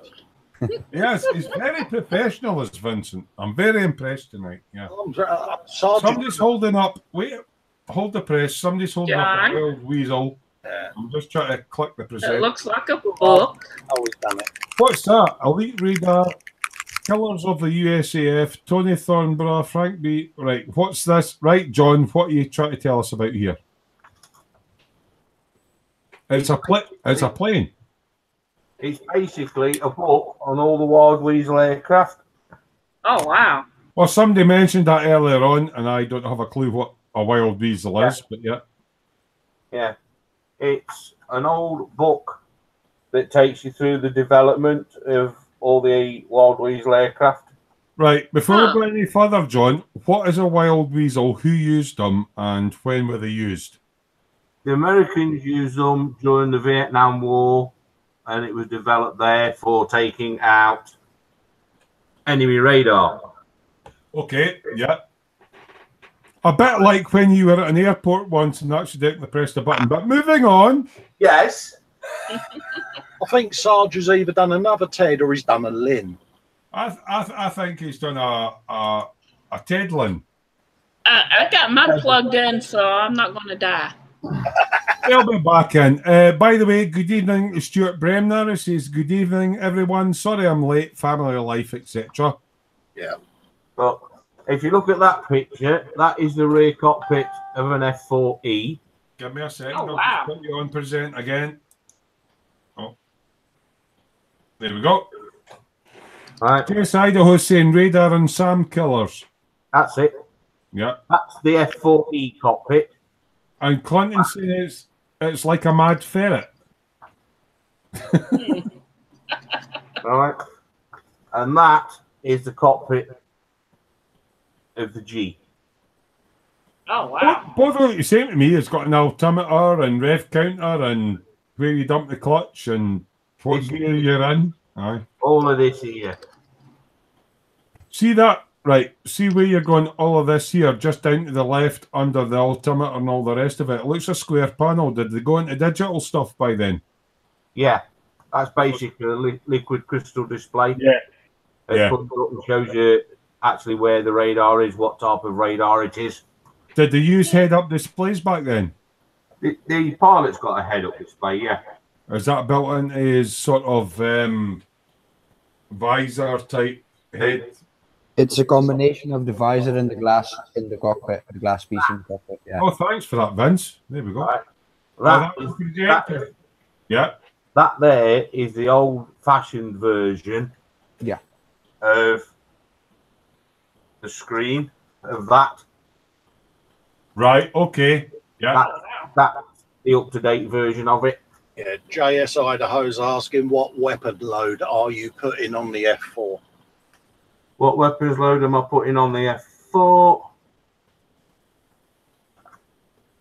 Arms. There you go, mate. I hope that answered your question, JS, mate. It will have 2 Sergeant Fletchers on the wings, one of them under each wing, and the ECM pod in the forward Sparrow bay. Right. So, a couple of questions. First of all, what is a Sergeant Fletcher? Yeah. It's a missile, yeah, but what is this? That's the harm. A Sergeant Fletcher is the fuel tank that goes on the wings on a Phantom. I'll see if I can find a decent picture of one. I can't call what you're looking for that. Sergeant Bones has just put up that his cat unplugged the internet. A feline disconnection. Mine's done that. Just a quick one while John's looking for that. Let me guess. The end clip on his LAN cable is probably gone. It's not cat proof. Yeah. Two Tails Model Car Garage or Taylor. I have videos of my Firebird on my channel. In fact, every time I do a model video, it's including my videos. As I say, if you want to go into the dungeon and add yourself to that, feel free to share it. And we're going back onto John. Yeah, I just wrote back that it was perfect. See, that's the aircraft I'll be modelling. All right. Right, but instead of the baggage pod there, I'll have 2 missiles instead. Right. The ECM pod there, right, and that is a Sergeant Fletcher fuel tank. See, that's where I'm lost when I got to build that aircraft that you know that I've got that I won. That basically the kit gives you a payload sort of page, and it's like blah blah blah blah blah blah. Yeah, well, the thing is with that kit, right? It shows you with the weapon load that's on there, right? And then weapons on there. right, are basically Vietnam era. All right, so we're viewing that. Yeah. Right, but it still carried them while the HARM missile was under development. I just have to, sorry, I'm bad for doing the innuendos, but JS Idaho was saying that Sarge has been confounded by a pussy. Yeah, I think that was brilliant. Sorry for the delay there, JS. I just had to approve the comment. That was all, 'cause it got backed up by YouTube. And Sarge is saying she's going to be safe soon if she keeps it up. And Idaho saying standard arm and strike. So that's obviously the payloads you're going on about, mate. Yeah. I'm totally lost with aircraft, but I've learnt so much tonight. Oh, yeah. I mean, for me, it's great because I've got the Eurofighter. I've got the Typhoon. Yeah, which can do the wide weasel roll as well. You know, and then I've got Vincent to rely on when I do my tank. So, yeah, I'm loving all of this. That's the Phantom with 4 of them on. I was 14 when I last built a Phantom aircraft. Are there any specialists that can maybe help me get this perfected? I mean, are there any rivet counters that will tell me how to do a happy face flip? They're also professional. It's like Vincent. Sorry, Cole. Meow, meow. Oh, meow. Hi, Sarge. Meow. How's your pussy doing? Have you got under control? She's wet and hiding. Actually, what you didn't realise was in between Sergeant dropping off the feed, he actually nipped up to the local Chinese with a cat in the carrier bag. And then he dropped it on the counter and left it and went, "You're getting no more until you pay me for the last lot," and fucked off out the door. I wouldn't do that to anybody. She's too welcome back, mate. Oh, that's good. That's cool. Yeah, John. Idaho's saying, "What a beautiful plane," to John, by the way. Yeah, someone says what I plan on doing is that F4G is going to be one of my builds on my channel, and I'm going to do the Tammy 32nd scale F4J, but to do it in RF markings, but it just needs a few tweaks in the cockpit. Will you be covering? I know we've harped on about this in separate hangouts, but you know there might be people out there like me and Terry that are a bit naive with armor, aircraft, etc. Are you going to be covering how you glean this information, the research side of it, and how you find? Yeah. What I shall do is what's need doing in that.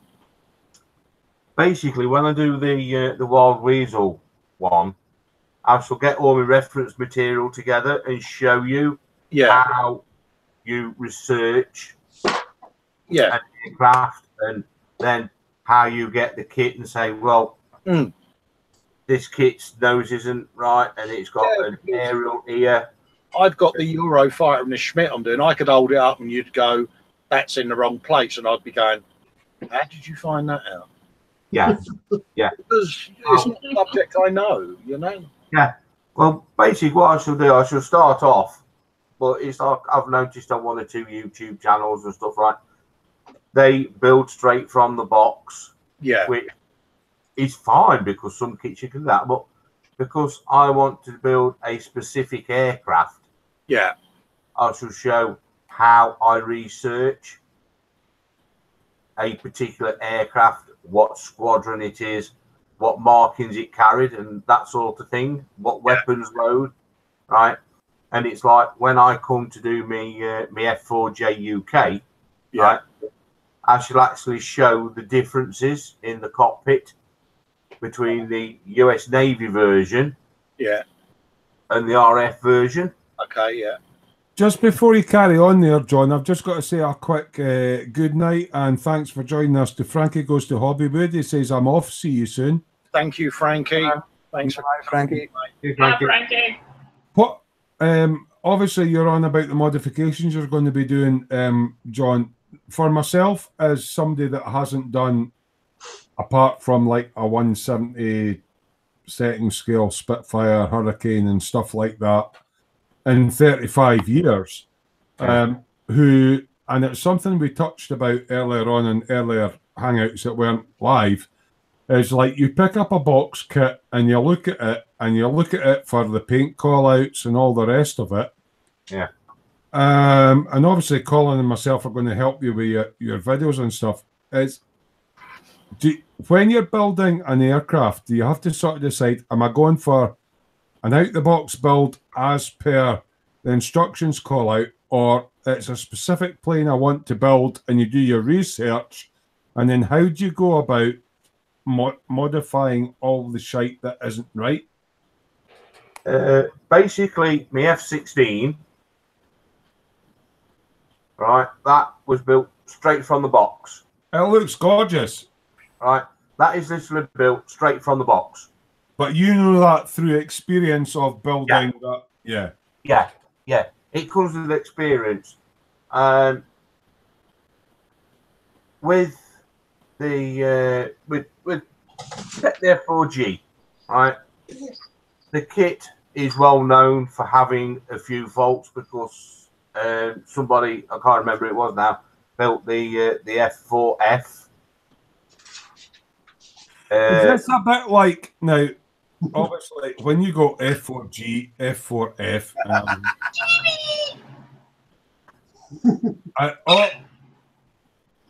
guys with a nervous disposition might want to look away because Sarge's got his pussy out. But say hi, Jenny. What I'm trying to relate, John, is obviously you're really into aircraft, and Vincent's really into certain World War II like armor. Yeah, me too.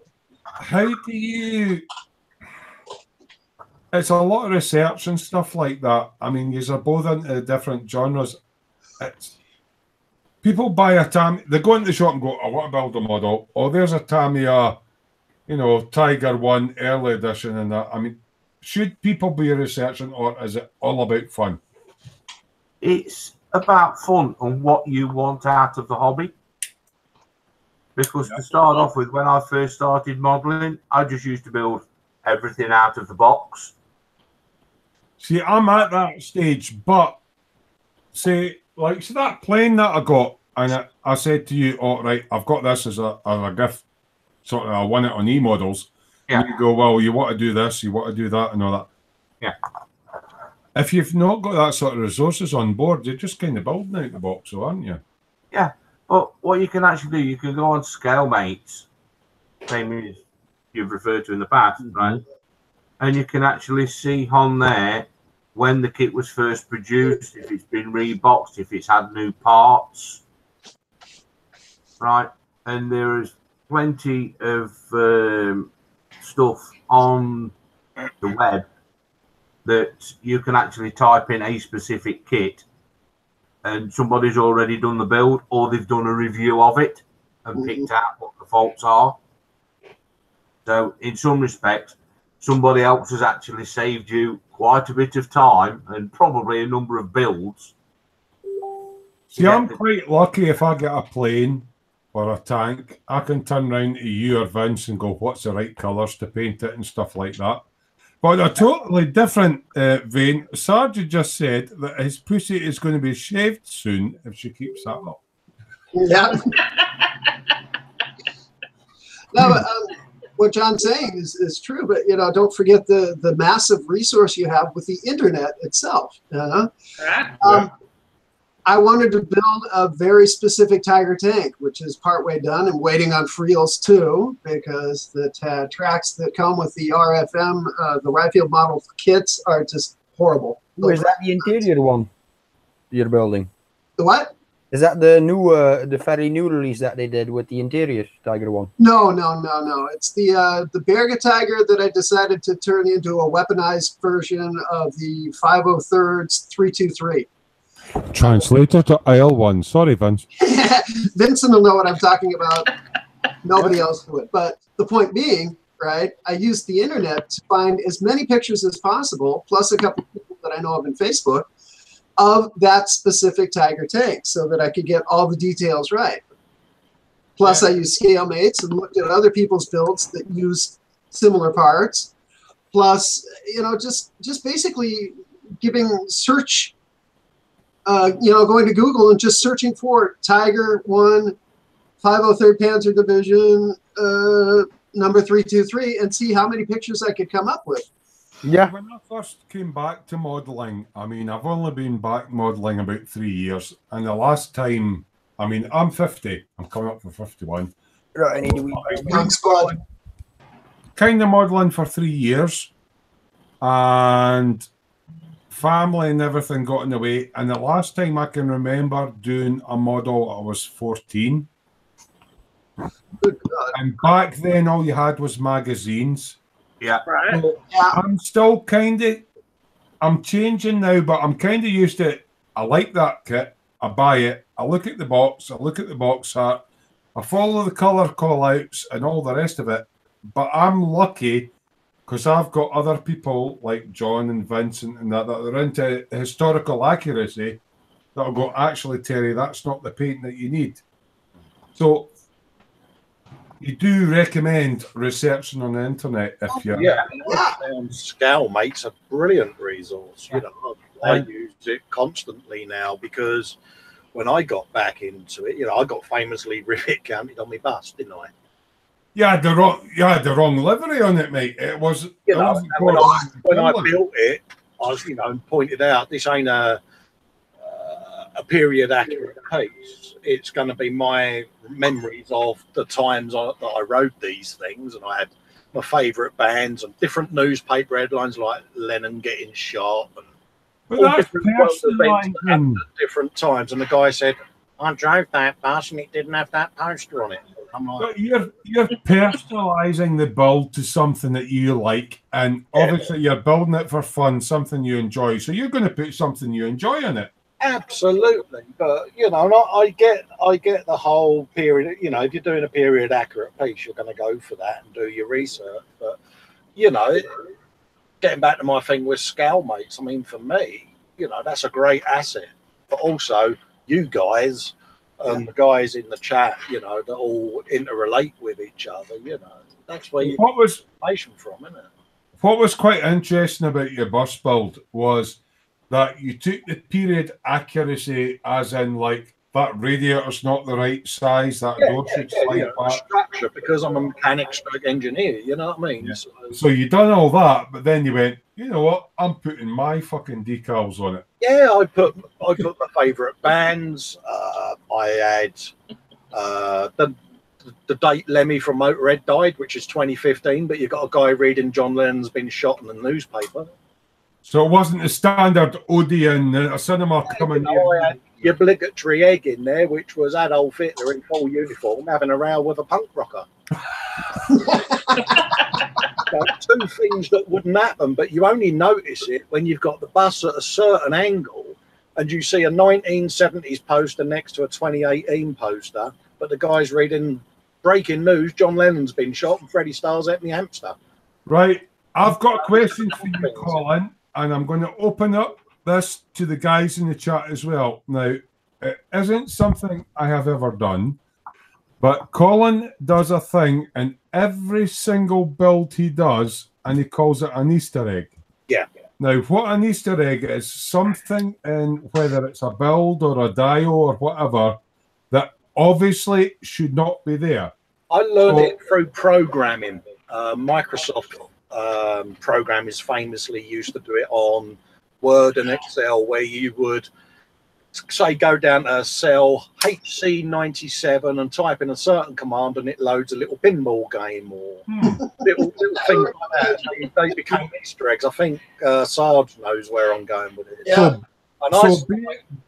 Bearing in mind the Easter egg thing, Colin puts a little thing. Say, for example, he was doing a German sub in World War II, and there's a guy with an iPad. Or an iPad. Or... Right. First of all, I'm going to open it up to the guys in chat. Sorry, the guys in the live feed, and then we'll open it up to the guys in chat. So if anybody in chat puts a little Easter egg in their builds, can you let us know about that? And I'll go to Vincent first.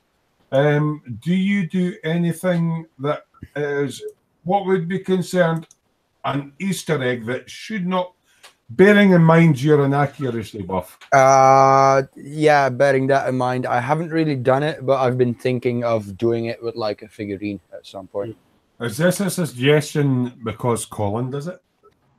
No, it's just like a 1/35th figurine that you know, they're sitting around their anti-tank gun and one of them's reading a Playboy magazine, something like that, you know. Yeah, that's a classic. The other one's reading a Playboy magazine, and it's just weird because Playboy 1950s first issues and, you know, American magazine, German hands, something like that. It's got to be Excellent for that. Now I'm going right to left. So unfortunately, Sarge, you're the next one. I'm going to ask you the same question. Yeah. Builds, do you put Easter eggs in them? I mean, or do you sign your models? You know, if every model, do you sign secretly somewhere or? No, but the Easter egg things, yeah, just little things. If you look real carefully, I did a diorama about 20 years ago. Jesus, there was a group of soldiers playing cards, and one of the guys in his hand had 5 aces. Okay. Oh, right. Little things like that, or I had a model of a '67 Chevelle where I had I made a little McDonald's bag and stuck it down on the floor. You look real carefully inside, you'd see it laying on the floor with an empty little cup next to it. Yeah. Things like that. But when did McDonald's actually come to fruition? Because this is like me, 67. Oh no, McDonald's was around long before that. Jesus, 56, I think. Now the point behind it was that, you know, it's just little hidden things that if you don't look for it, you won't see it. Right. It's like a magazine on the parcel shelf, or Right. I did a Falcon commission a while back, and I stuck a figure in there in Star Trek uniform reading a Doctor Who comic. Now, guys that follow Colin will know that he usually likes to upset people. Talking about Star Trek, you know how before the live stream started, I had an announcement, right? Yeah. I kind of forgot to make it, so I'm guessing I'm making it now. Right, I'm starting to present. There you go. Yeah, but there's no need to represent. I suppose I could get the screen share up and get the kit. Yeah, come on, mate. Come on, mate. Do it. Do it. Come on. Do it now. Hold up, I'll present it, mate. Bear with me. Oh no, you are on present. Wait, yeah, I am on present, but You got a nice quiff going on there, Vince. So you're rocking the Belgian sort of Elvis. yeah, I'm getting this kit. Good man. Ooh. Because I can, like, my locals has it for 25 euros, and it is begging to me for 25 euros. Wow. Yeah, it's a huge kit for the money. Yes, it is. I'd like to get that kit. You might be getting an email from me asking you to get another one then, mate. And Me one too. from me. One for me. Wow. To be honest with you, yeah. I think I can get the original Enterprise in about the same scale, because they're not really built to scale, right? More to size, if you know what I mean. Yeah. About the same size, I can get the Enterprise, the original one, and the new one for 40 euros, I think. Yeah. Oh my God. We'll do some thing when we're non-live, mate. But yeah, I mean, my infamous Falcon one that I did, it was, you had to really hold it at a certain light and then flick the interior lights and you could just see the guy like that. Oh, mate. Colin, I've noticed something since you were hosting. Just as a laugh, people don't need to. Yeah, it's like I noticed it too, Terry. I put Vincent on present, and you put Vincent on present, and I try to take him off, but I can't override yours, and it's like I'm not used to not having all the buttons. I can see you doing that in the background there. Yeah. So when you're presenting, I can override you because I've done it. Obviously, the non-broke back mountain way. Vincent was on about I've got one of these to do. Yeah, that's the one I can get for 40 euros. Oh wow! And the £26. Yeah, that's about the same money. But I mean, you know, again, you know, getting at your Easter eggs, you could put a microscopic TARDIS in the diorama. Yeah, just have like or have like Enterprise D. Yeah. And the windows where oh, what's the bar called again? Oh my gosh, John got one too. John's trying to up us on right, I just presented them. Yeah, okay, so it's decided we're basically all gonna be that's what we're all building a Star Trek ship, guys. It's happening. Yeah. Honestly, in mine I'd have Han Solo stood next to Cookie. Look amongst yourselves. I'm just going to do a little bit of browsing of instructions of something I'm thinking about building. Just bear with me a second. I'm just having a little browse through the instructions. I tell you something, mate. The longer you go on, the more you're talking yourself out of that sticker. Do you know what, mate? I'm actually looking forward because the thing is that I'll just hold it up again. This particular kit is a really good kit, but I'm going to just build the straightforward left-hand drive, you know, various European. I'm going to LED light it. Now, Colin set himself a challenge here, and I can't wait to see it. He's going to convert this left-hand drive, European fire engine, everything to right-hand drive, and put London Fire Brigade stuff on it. Yeah. I'm like, what the fuck? So, yeah. But he seems to, you know, I sort of go, how you doing, Colin? All right. And he's sitting there like this going, yeah. I've already built all my circuits, mate. I've built my circuit. Actually, this is a 12-volt fan. On a breadboard. I was a bit warm the other night. So someone was holding up a kit. Was it Sarge? I've lost him. Yeah, Sarge. Sorry. It was a Messerschmitt 262. Oh, right. Good man. I'm just seeing if I'm missing anything. Yeah. But no, definitely Easter eggs. It's something I'd recommend anyone do. It's great fun when you know, how can I say this, that you've put one in, and we've all had it probably, where you've had that one commission that you was glad to see the back of. And that's the one where you put your most brilliant Easter egg in, and that's the fun part. There was something Fox said. He built something, and it's the, his mate came round while he was building it, and normally Fox signs inside. Yeah. And his mate drew a cock and bollocks on the inside of the model, and Fox built it. And you never know if the guy's ever going to pull it apart and see the cock. Apparently, through one of the windows, you look in and you can see the cock on the ball. Ken Sturrock from Down Under is saying, always find build a model to please yourself, not other people, until you're up to the rivet challenge. Yes. Yes. Mm-hmm. Yeah. Yeah, it's one of those, you know, don't get me wrong, there's room for everyone in this hobby. You know, the rivet counters are out there, you know, they're the competition guys that are really doing period accurate stuff. And yeah, it's up to them how they do it. But when you have glaringly said or have gone for something and you've got, look, this isn't period accurate, this is just me showing you what I can do. For someone then to turn around and say that number plate's 1 digit out, it's like, I mean, I'll give you an example. I mean, I totally respect John and Vincent's sort of take on periodical accuracy. And there was one evening we had a hangout, it was a non-live one, and I went, look, here's my T62, Vincent. My first tank that I've built since coming back to hobby. But the thing was, I overdid it.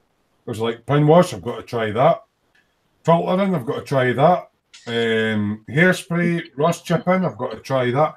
I did every single thing on it, and he went, do you know what, actually, Terry, the only thing that's letting that down is a log. You should have wire brushed it. But getting that kind of feedback when it's constructive is good, because it helps you make a better model, rather than somebody going, that's shit. That's the key, Terry. Constructive criticism. somebody saying, see when you build your next one, if you maybe instead of doing this, do that, and the way to do it is you do this and you do that and you do a bit of that, helps you, rather than saying, mate, that's fucking shit. Well, I was saying to you earlier, wasn't it? You know, constructive critic doesn't hurt anyone. It's when you've got criticism because someone is. It's a bit like internet trolls. You know, we've all been a victim of it. We'll continue to do so. You know, some of us in here are currently experiencing it at the moment. Yeah, you're always going to have people that only go online to put a thumbs down or this, because you know, dare I say it, they need to take some man up pills and just go away. Yeah, but YouTube Buddy's a fucking brilliant program, mate.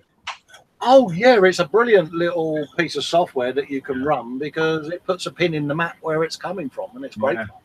But I'm just going to pick up on a quick comment there from Clinton. He says, and there is redneck modelers. Now, I'm just looking in my little window as I do, and I'm going to go on to present to everyone. And Sarge has got a lovely blue American car. He's wanting to... Yeah. I just own this car. 1972 Plymouth Satellite. Okay? Yeah. We're talking about rivet counters. Well, there was something that I had done on that real car, which was paint the gas tank yellow. And I had somebody try and tell me that was wrong. Then... but wait, hold on. Right, Sarge, back a minute. Show me the bottom of it. Did you not dry brush a whole lot in silver? No, actually, I dry brushed a whole lot in rust that was like underneath the car. I'm just checking on something. Yeah. Yeah. So, and then under the hood, right, he says, your valve covers are wrong. And I'm like, dude, I painted them blue myself. I know what color the fucking car had. You know? Can I ask you a question, Sarge? Now, obviously, myself and Colin are into this weird thing called electricity where we put lots of little lights on the board. Have you ever lit up a kit? And if you haven't, are you thinking about it? I have. In fact, it was in, I don't have the kit anymore, unfortunately. It was in Jesus, God help me, 78, right after Star Wars came out. Was it an American manufacturer that made a 19 whatever it was? Jesus, God help me, I can't remember that. No, it was the God, what was the name of the company that made Darth Vader's TIE Fighter back in the 70s? NPC. Right. Okay, John's straight in there. Right. And I actually found one of those make-it-yourself electricity circuit boards for sound and light. And, I like how you say the electricity. That's brilliant. Yeah. And I built that into that so that it would make the pew-pew and light up the cockpit and everything. And How does it go? Huh? How does it go? Pew-pew. Pew-pew. Pew-pew. Sarge, yes, you're in at the deep end. Yes, I'm going to make you say something. JSI, the hoe was right, NPC, because that's what that was, the old NPC. Right, Colin, before you hide that away, can I put you in present? Give me 2 seconds. There you go. Right. Colin thought this would alienate the Star Wars community, and it didn't. They can all kiss our asses. He made a cat. That's fucking brilliant. It's awesome. It's awesome. The beautiful thing about that is I had a lovely private email come through from a guy who said, I work at Caterpillar. He said, and I want to take in this screenshot I've taken to show my boss. And I went, why? So I replied, why is that? He said, well, he's the biggest Star Wars rivet counter I know. He said, well, I just want to see his face and reaction because he's the boss of this branch of Caterpillar. He said, no, I just want him to have that moment where you know it's pretty rolled in, but he cannot say anything. GS Idaho is saying, that's so damn cool, Colin. Now, I'm going to let you in the secret, right? I've already told you I won a kit off of E-Models, and it's that plane, and I'm going to ask John for advice on building it. Colin won something off of E-Models. Now, what was the car again, mate? Are we on about the Corvette? Yeah, right, okay. So anybody from America knows that the Corvette had a steel chassis and a fiberglass body. Now, the prize that Colin won, which was quite weird, was a Corvette and a weathering book. Rust on cars book. Which shows you how to do rust. So unfortunately, although Colin tried to alienate the Star Wars community and it didn't work, he's going to do a Corvette, but a rusty one. Now, as everybody knows, he's got a fiberglass body, so we've got to go that the metallic fleck was what rusted. So yeah. Look forward to that one. Yeah, I'm going for try number 2 now. It was suggested to me by someone who will remain nameless because I don't want to embarrass the guy. You're on about space rust. He's a well-known figure in the community, so he's out trying to alienate the Star Wars people by perhaps doing something different with a Star Wars thing. Hence, the Cat was born. Well, this same individual's gone, well, that didn't bloody work, so how about trying this? And has come up with this plan. Dumb Ducks is saying, by the way, Lynn looks comfy. Yeah, she's rocking away quite happily. She'll be asleep in a minute. Yeah, and I don't think heads will explode. Yeah, that's what he said, yeah. Yeah. But there is a plan C if that don't work, which I'm not going to go into. But yeah, there is, how can I say, there's an established community of builders in the UK that build things, and it's a way of saying... Things? What kind of things? Go on. I can't say no more because it will give the game away. Okay, right. You can tell me in private. But it's something just to say, come on, let's just relax and be nice. You're not going to do an early Tiger with Zimmerit on just to piss them off? No, not at all. It's not, you know me. It's not necessarily done to piss people off. It's done to let's have a bit of fun and take the seriousness out of it, and just because it can turn very vindictive, the modelling world, and it's like, guys, what are we doing? I'll rephrase that. Gluing plastic together. Let's enjoy the fun and make it less. You can't do that because, you know. I'll rephrase that and put it to engage a reaction. Yeah. You know, it's not done to aggravate, but I've been a victim of it, of people trying to be bitchy, all sorts of silliness, and it grows tiresome. And it's like, come on, you know, let's just have a laugh and enjoy each other's company. People give up their time to come and watch us goof around, and I know it's the least you can do is embrace people and ideas and fresh ways of thinking and doing stuff. JS Idaho has got a suggestion now. It's what's called a SIG, right? Or basically a group build. What about a what if SIG? In other words, what if something happened like an Armageddon or like a group build, but a what if scenario? Well, I've got that one that Lee sent me, haven't I? I've got a huge box of Greeblies that Lee Eagles, he's not on tonight, bless him. Yeah. He's kindly donated. I think it's the link thing that's thrown in this week. Maybe, yeah. But he sent me a huge box of what we call in the UK Greeblies, which is all those odd components you have left over from your model builds go in a box, and eventually you end up with a box load of wheels and railings and all kinds of gubbins. I thought you were going to add that to your tank. Yeah, the challenge is I'm sending you this box of Greeblies, you've got to make something out of it. Well, the same person that has suggested I wind other areas up, should I say, is now becoming the victim himself.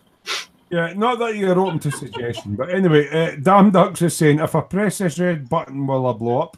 Yeah. Press it, mate. And Sarge is saying, button, who'll push the button? Normally it's Lynn, but then the internet collapses. Yeah. I thought that was Ted's job. We've tried Sarge's cat, damn ducks. I mean, by all means, if you've got any mic and webcam, you can come and press it. One thing I wanted to say, based on what Colin said, right? He said that, you know, people come to watch you guys be silly. No, not only the silliness, it's also the creativity and the different ideas that each of you have. You know?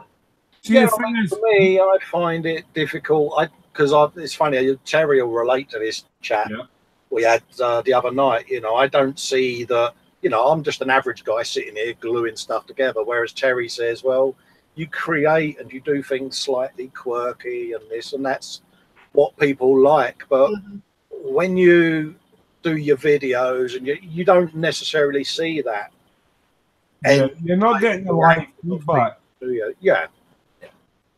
I mean, it's like, just for a laugh, I was bored and I thought, right, I'm doing something at the bench. I'll do a live stream. And I had people tuning in, and it's all the regular guys that are on here. Yeah. And they're all chatting away to me, and I'm thinking, right, it's like 1 o'clock or 2 o'clock UK time in an afternoon, most people at work. But then you've got to remember that model making is quite an isolated hobby. And a lot of people that do model making are maybe like carers for relatives or whatever, or disabled or whatever. And they're tuning in, and it's not like they're watching you constantly. I'm sitting at the bench making something. They're sitting at the bench making something, and it's somebody to talk to. And I do find it quite strange that Colin and I can relate to this. It's like we've got a wee group. We go live. We were going live every week, but, you know, personal things.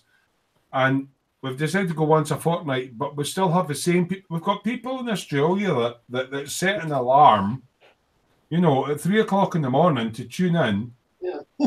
And it's like, why? Because I'm sitting at the bench and you're a good laugh and you're good company. You know, and we are finding it quite hard to understand why people are tuning in. But at the same point, we love it. So, yeah, I don't know, Colin, what do you think? Yeah, I mean, I get, you know, I like to have a laugh and a joke and all of that, you know, and if we can help anyone, we do it. Not everyone is going to like what we do, but, you know, there's a button with a cross at the top of the screen or a don't watch or go away button.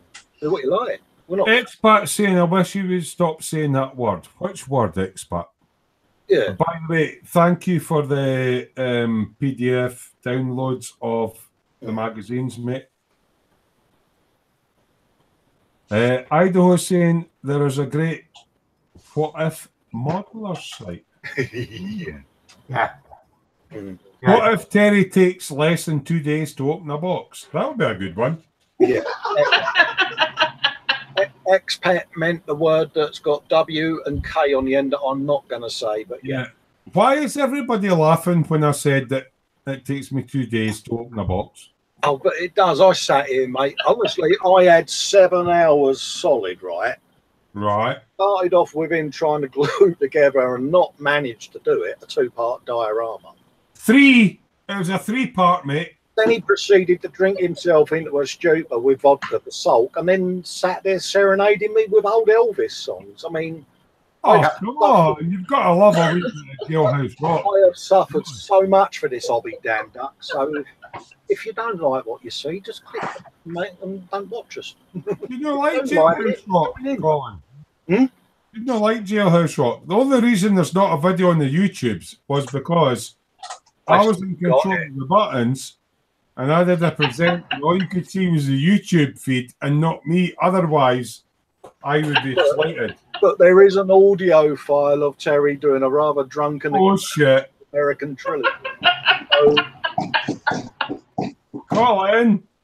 I have video and pictorial evidence. Colin!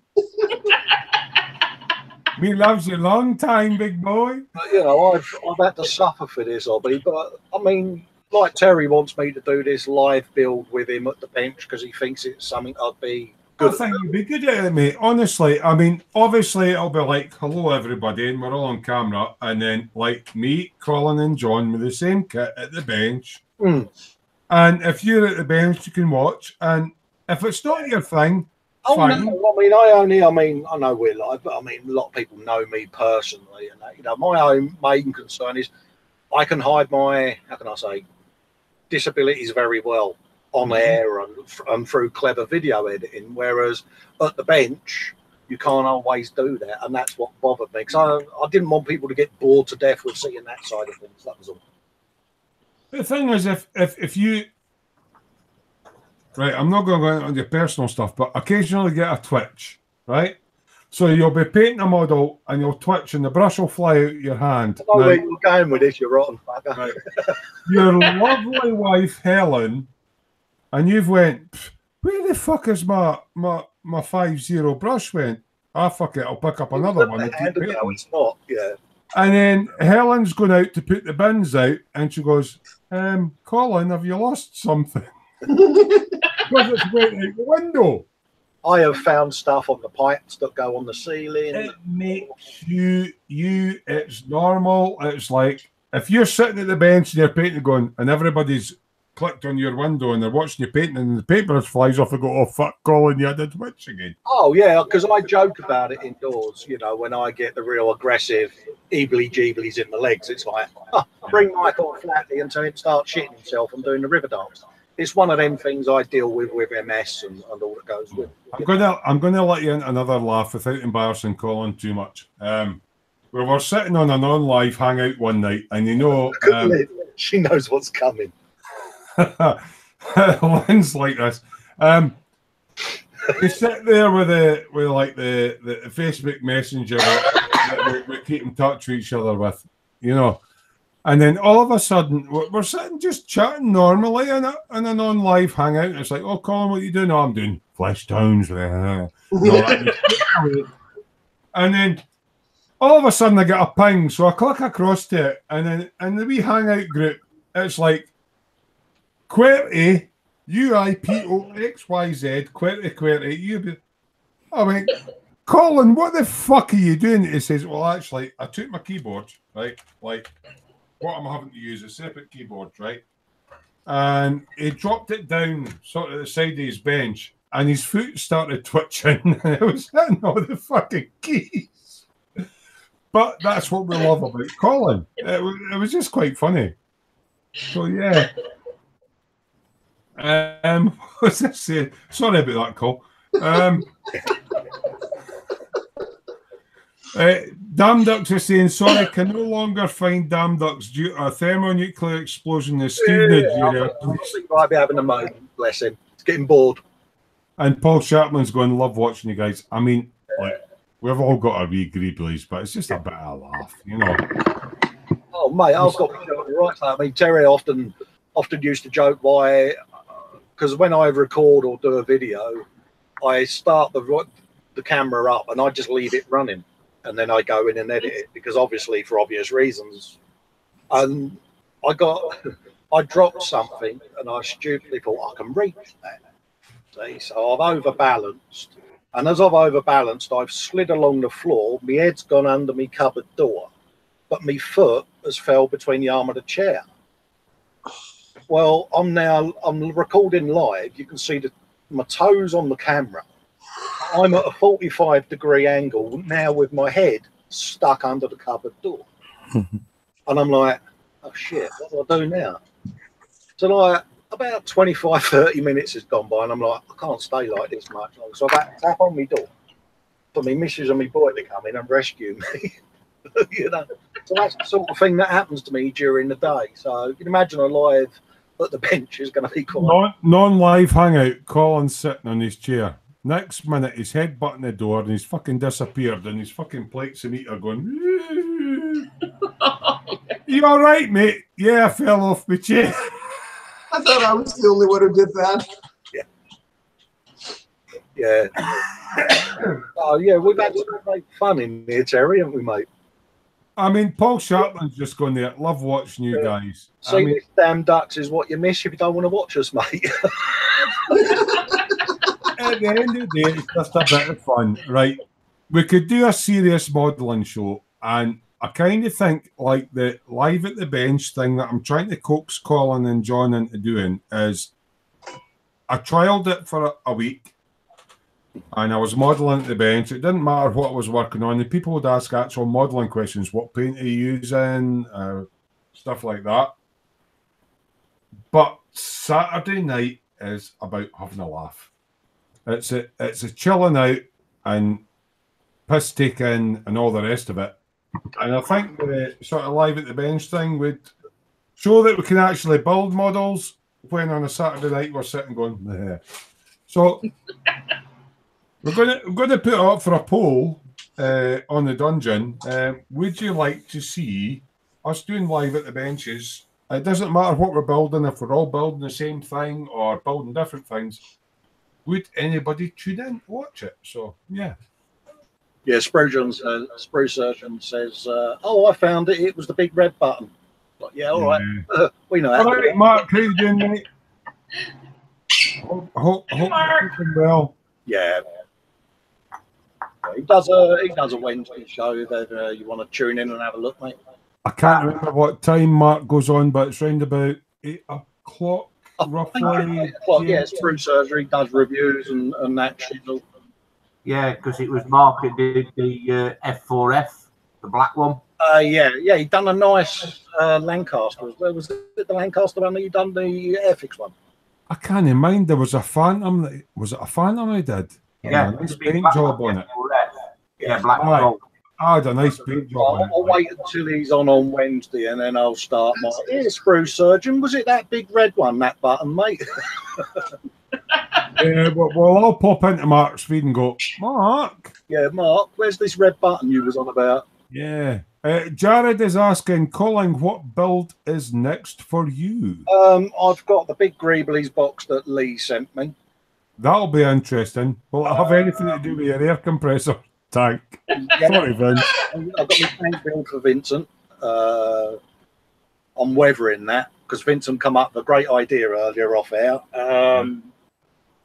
Probably going to be the 124 Messerschmitt BF 109 here. I've been asked to do that as a video series. Probably then the fire engine, to be honest with you. It'll be up and running. Bearing on the same front, asking what people are doing next. Hopefully, I'm going to get on to doing this one and lighting it up. Oh, that'd be nice. So that's my next one. Thank God that's the good one. What are you doing next, Sarge? Where is it? Jace Ido is saying that they're both good formats. Yeah. Yeah. Oh, and then nice. Abrahams. Oh, hold on, wait now. Let me present you, Sarge. Two things. What maker kit is that? Don't disappear, Sarge. Yeah. Ryfield models. I've heard a lot of good things about these Ryfield models. They are good kits, definitely. Right. They do have some shortcomings in their Tigers, but for example, that M1 allows me to get all variants within the M1A1 family, and I'm building that one specifically because there was a set of M1s attached to my unit during the Gulf War. Right, yeah. And a couple of my friends that were on those tanks, right, I still have contact with them. So you've got first-hand knowledge of looking at that particular vehicle then? Yeah, I've been on them too. We were cross-trained back in the day. So I was mostly Bradley's, the M3. Yeah. And we got cross-trained then on the M1, so that if specifically while we were here, while I was here and stationed in Europe, right, it was if your vehicle got shot out, you could transfer to another vehicle and help the crew. Still have the same layout and all that sort of. Exactly. Yeah. So that you knew what to do on the other vehicles if anything bad happened. It's kind of like a standardization sort of thing between the vehicles. Oddly enough, nowadays, yeah, there is a lot of standardization between, for example, the M3A3 and the M1A2s actually use the exact same laser range finding system, which shocked the hell out of me because back when I was on the vehicles on the M3s, we didn't have laser range finders. I had to guess everything with my hand. I bet that's all kind of top secret still. No, not really.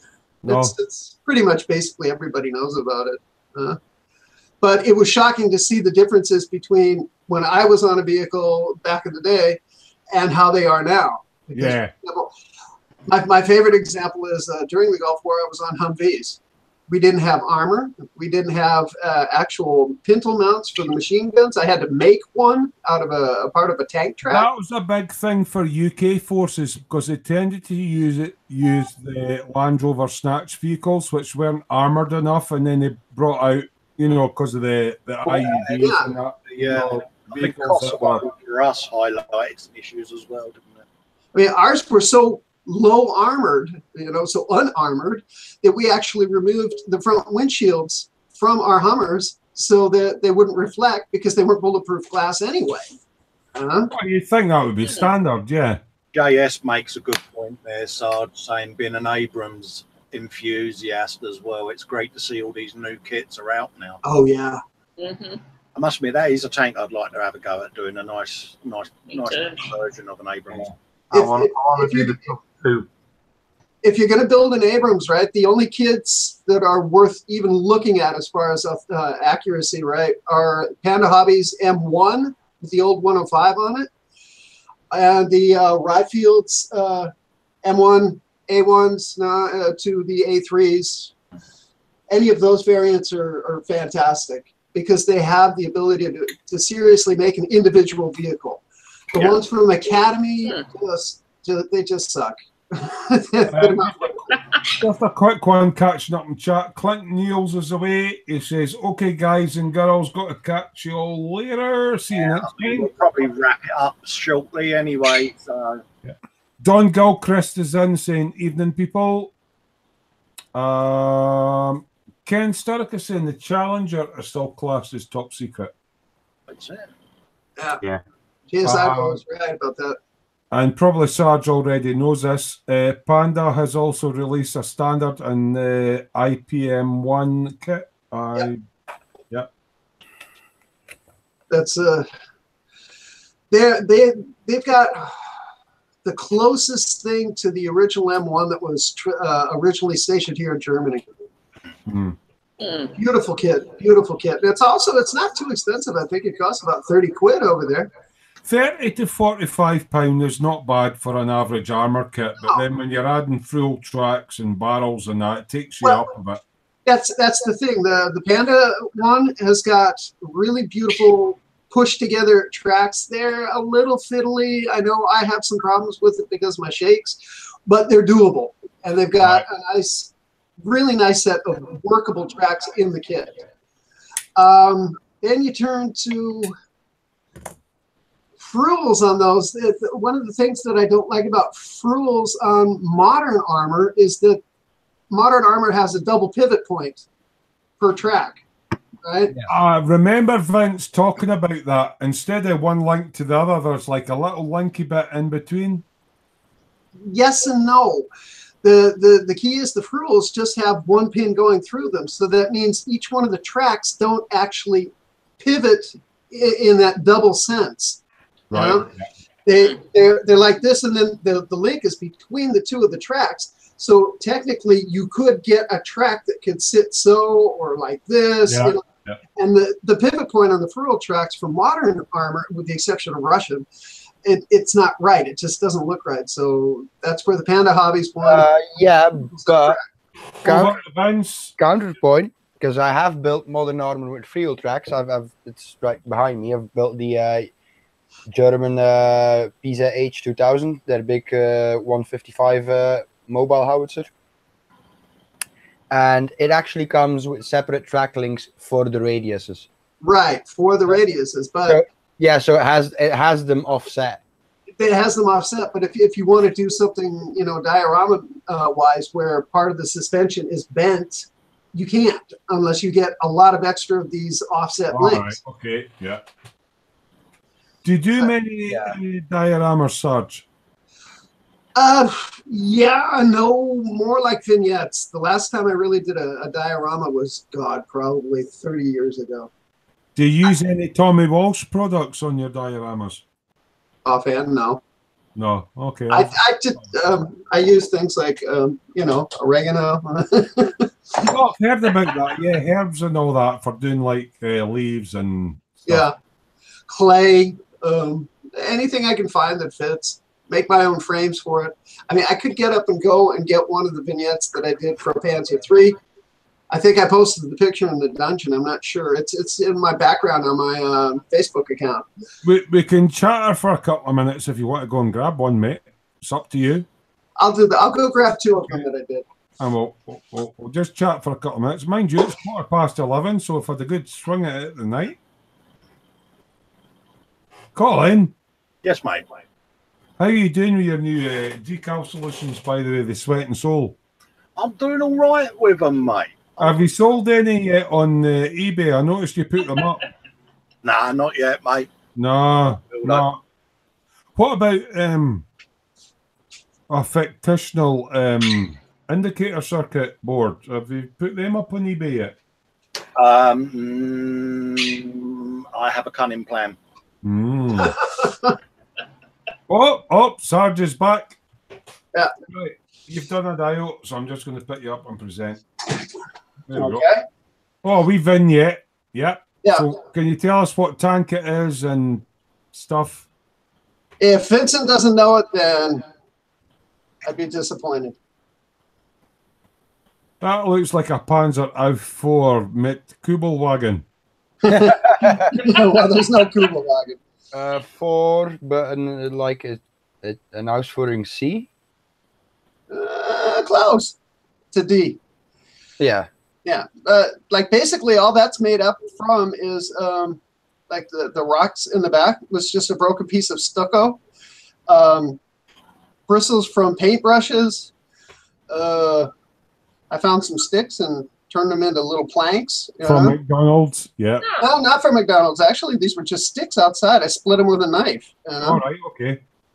So, and then the other one. Oh, he's got more. Yeah.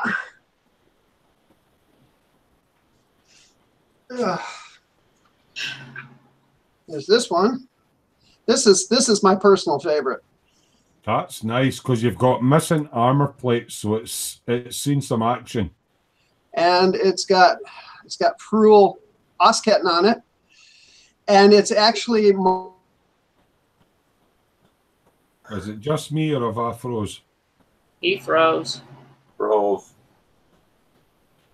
I think Sarge is froze there, so I'll take him off present for a minute just in case he's. Yeah, Don Gill, Kenneth M. Sorry, is asking what's the difference between a vignette and a diorama.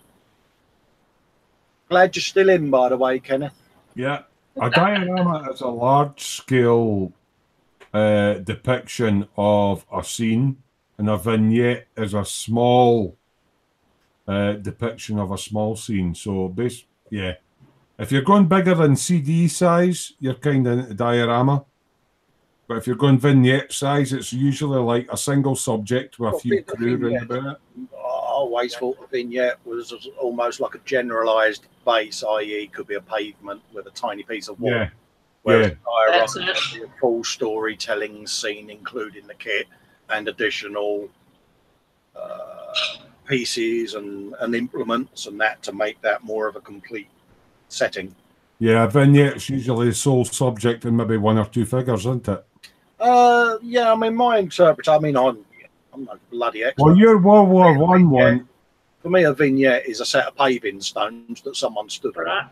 Whereas a diorama would be, well, there's the bloke with his dog, with his newspaper of the time, with a period representative bike or a kit or whatever that is the whole scene.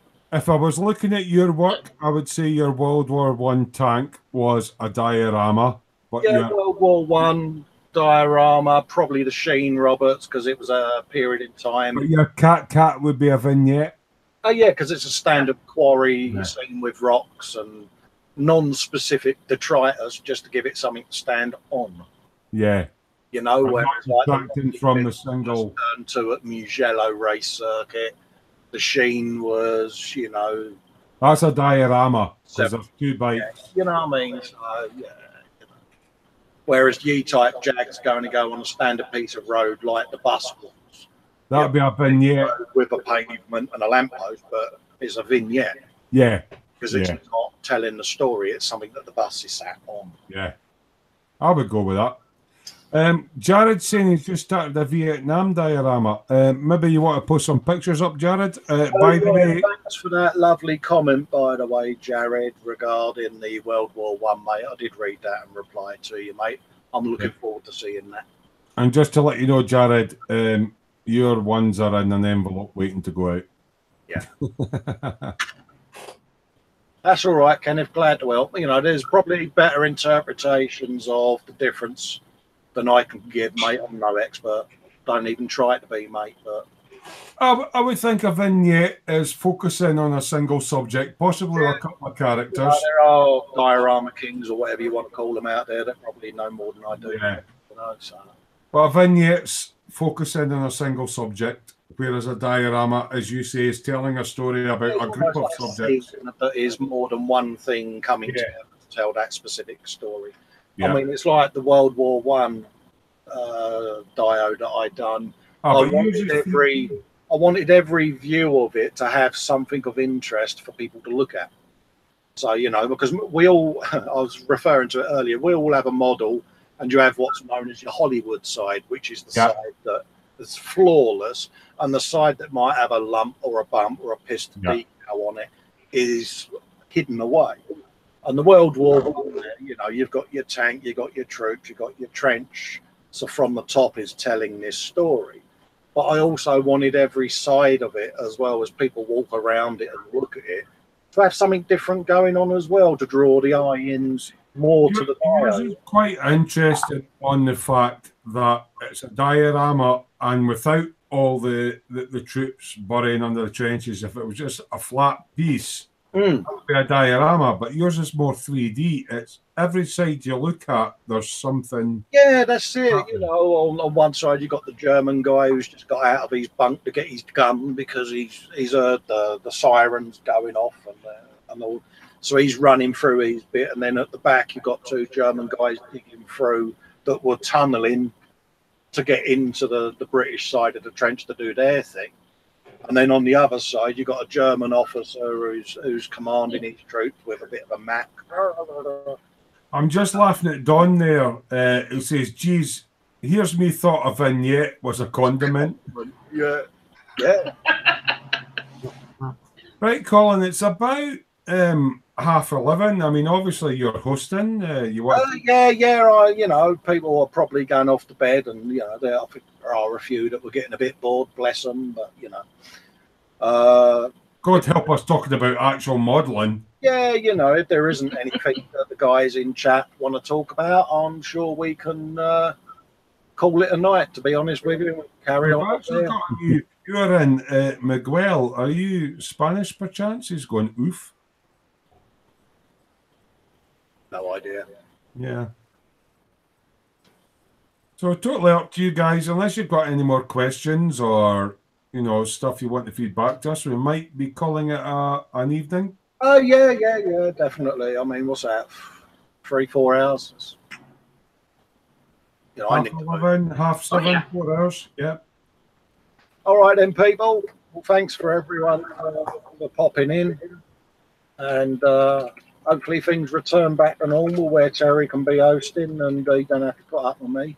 Could I just say a very, very big thank you to Colin from Festa 67's workshop for... Otherwise, you wouldn't have had a live show tonight. My computer's stable enough for me to be able to join in and chat with you guys, but I wouldn't have been able to host it in case it fucked up, is technical term. So thank you, Colin, for hosting. I say hosting. No, well, you've hosted that on your channel, mate, and thank you very much for that, because if I'd have done it on my computer, we would have probably crashed about 4 times. Thanks also to John, Lynn, Vincent, And thanks everybody in the chat for coming in and putting your questions in and having a giggle with us all. And I'll leave it to Colin to close it. Yeah, cheers, people. Thanks for coming in, and catch up with you in a fortnight's time. Yeah. See you later, guys. Bye-bye. Later, bye. Bye. All right.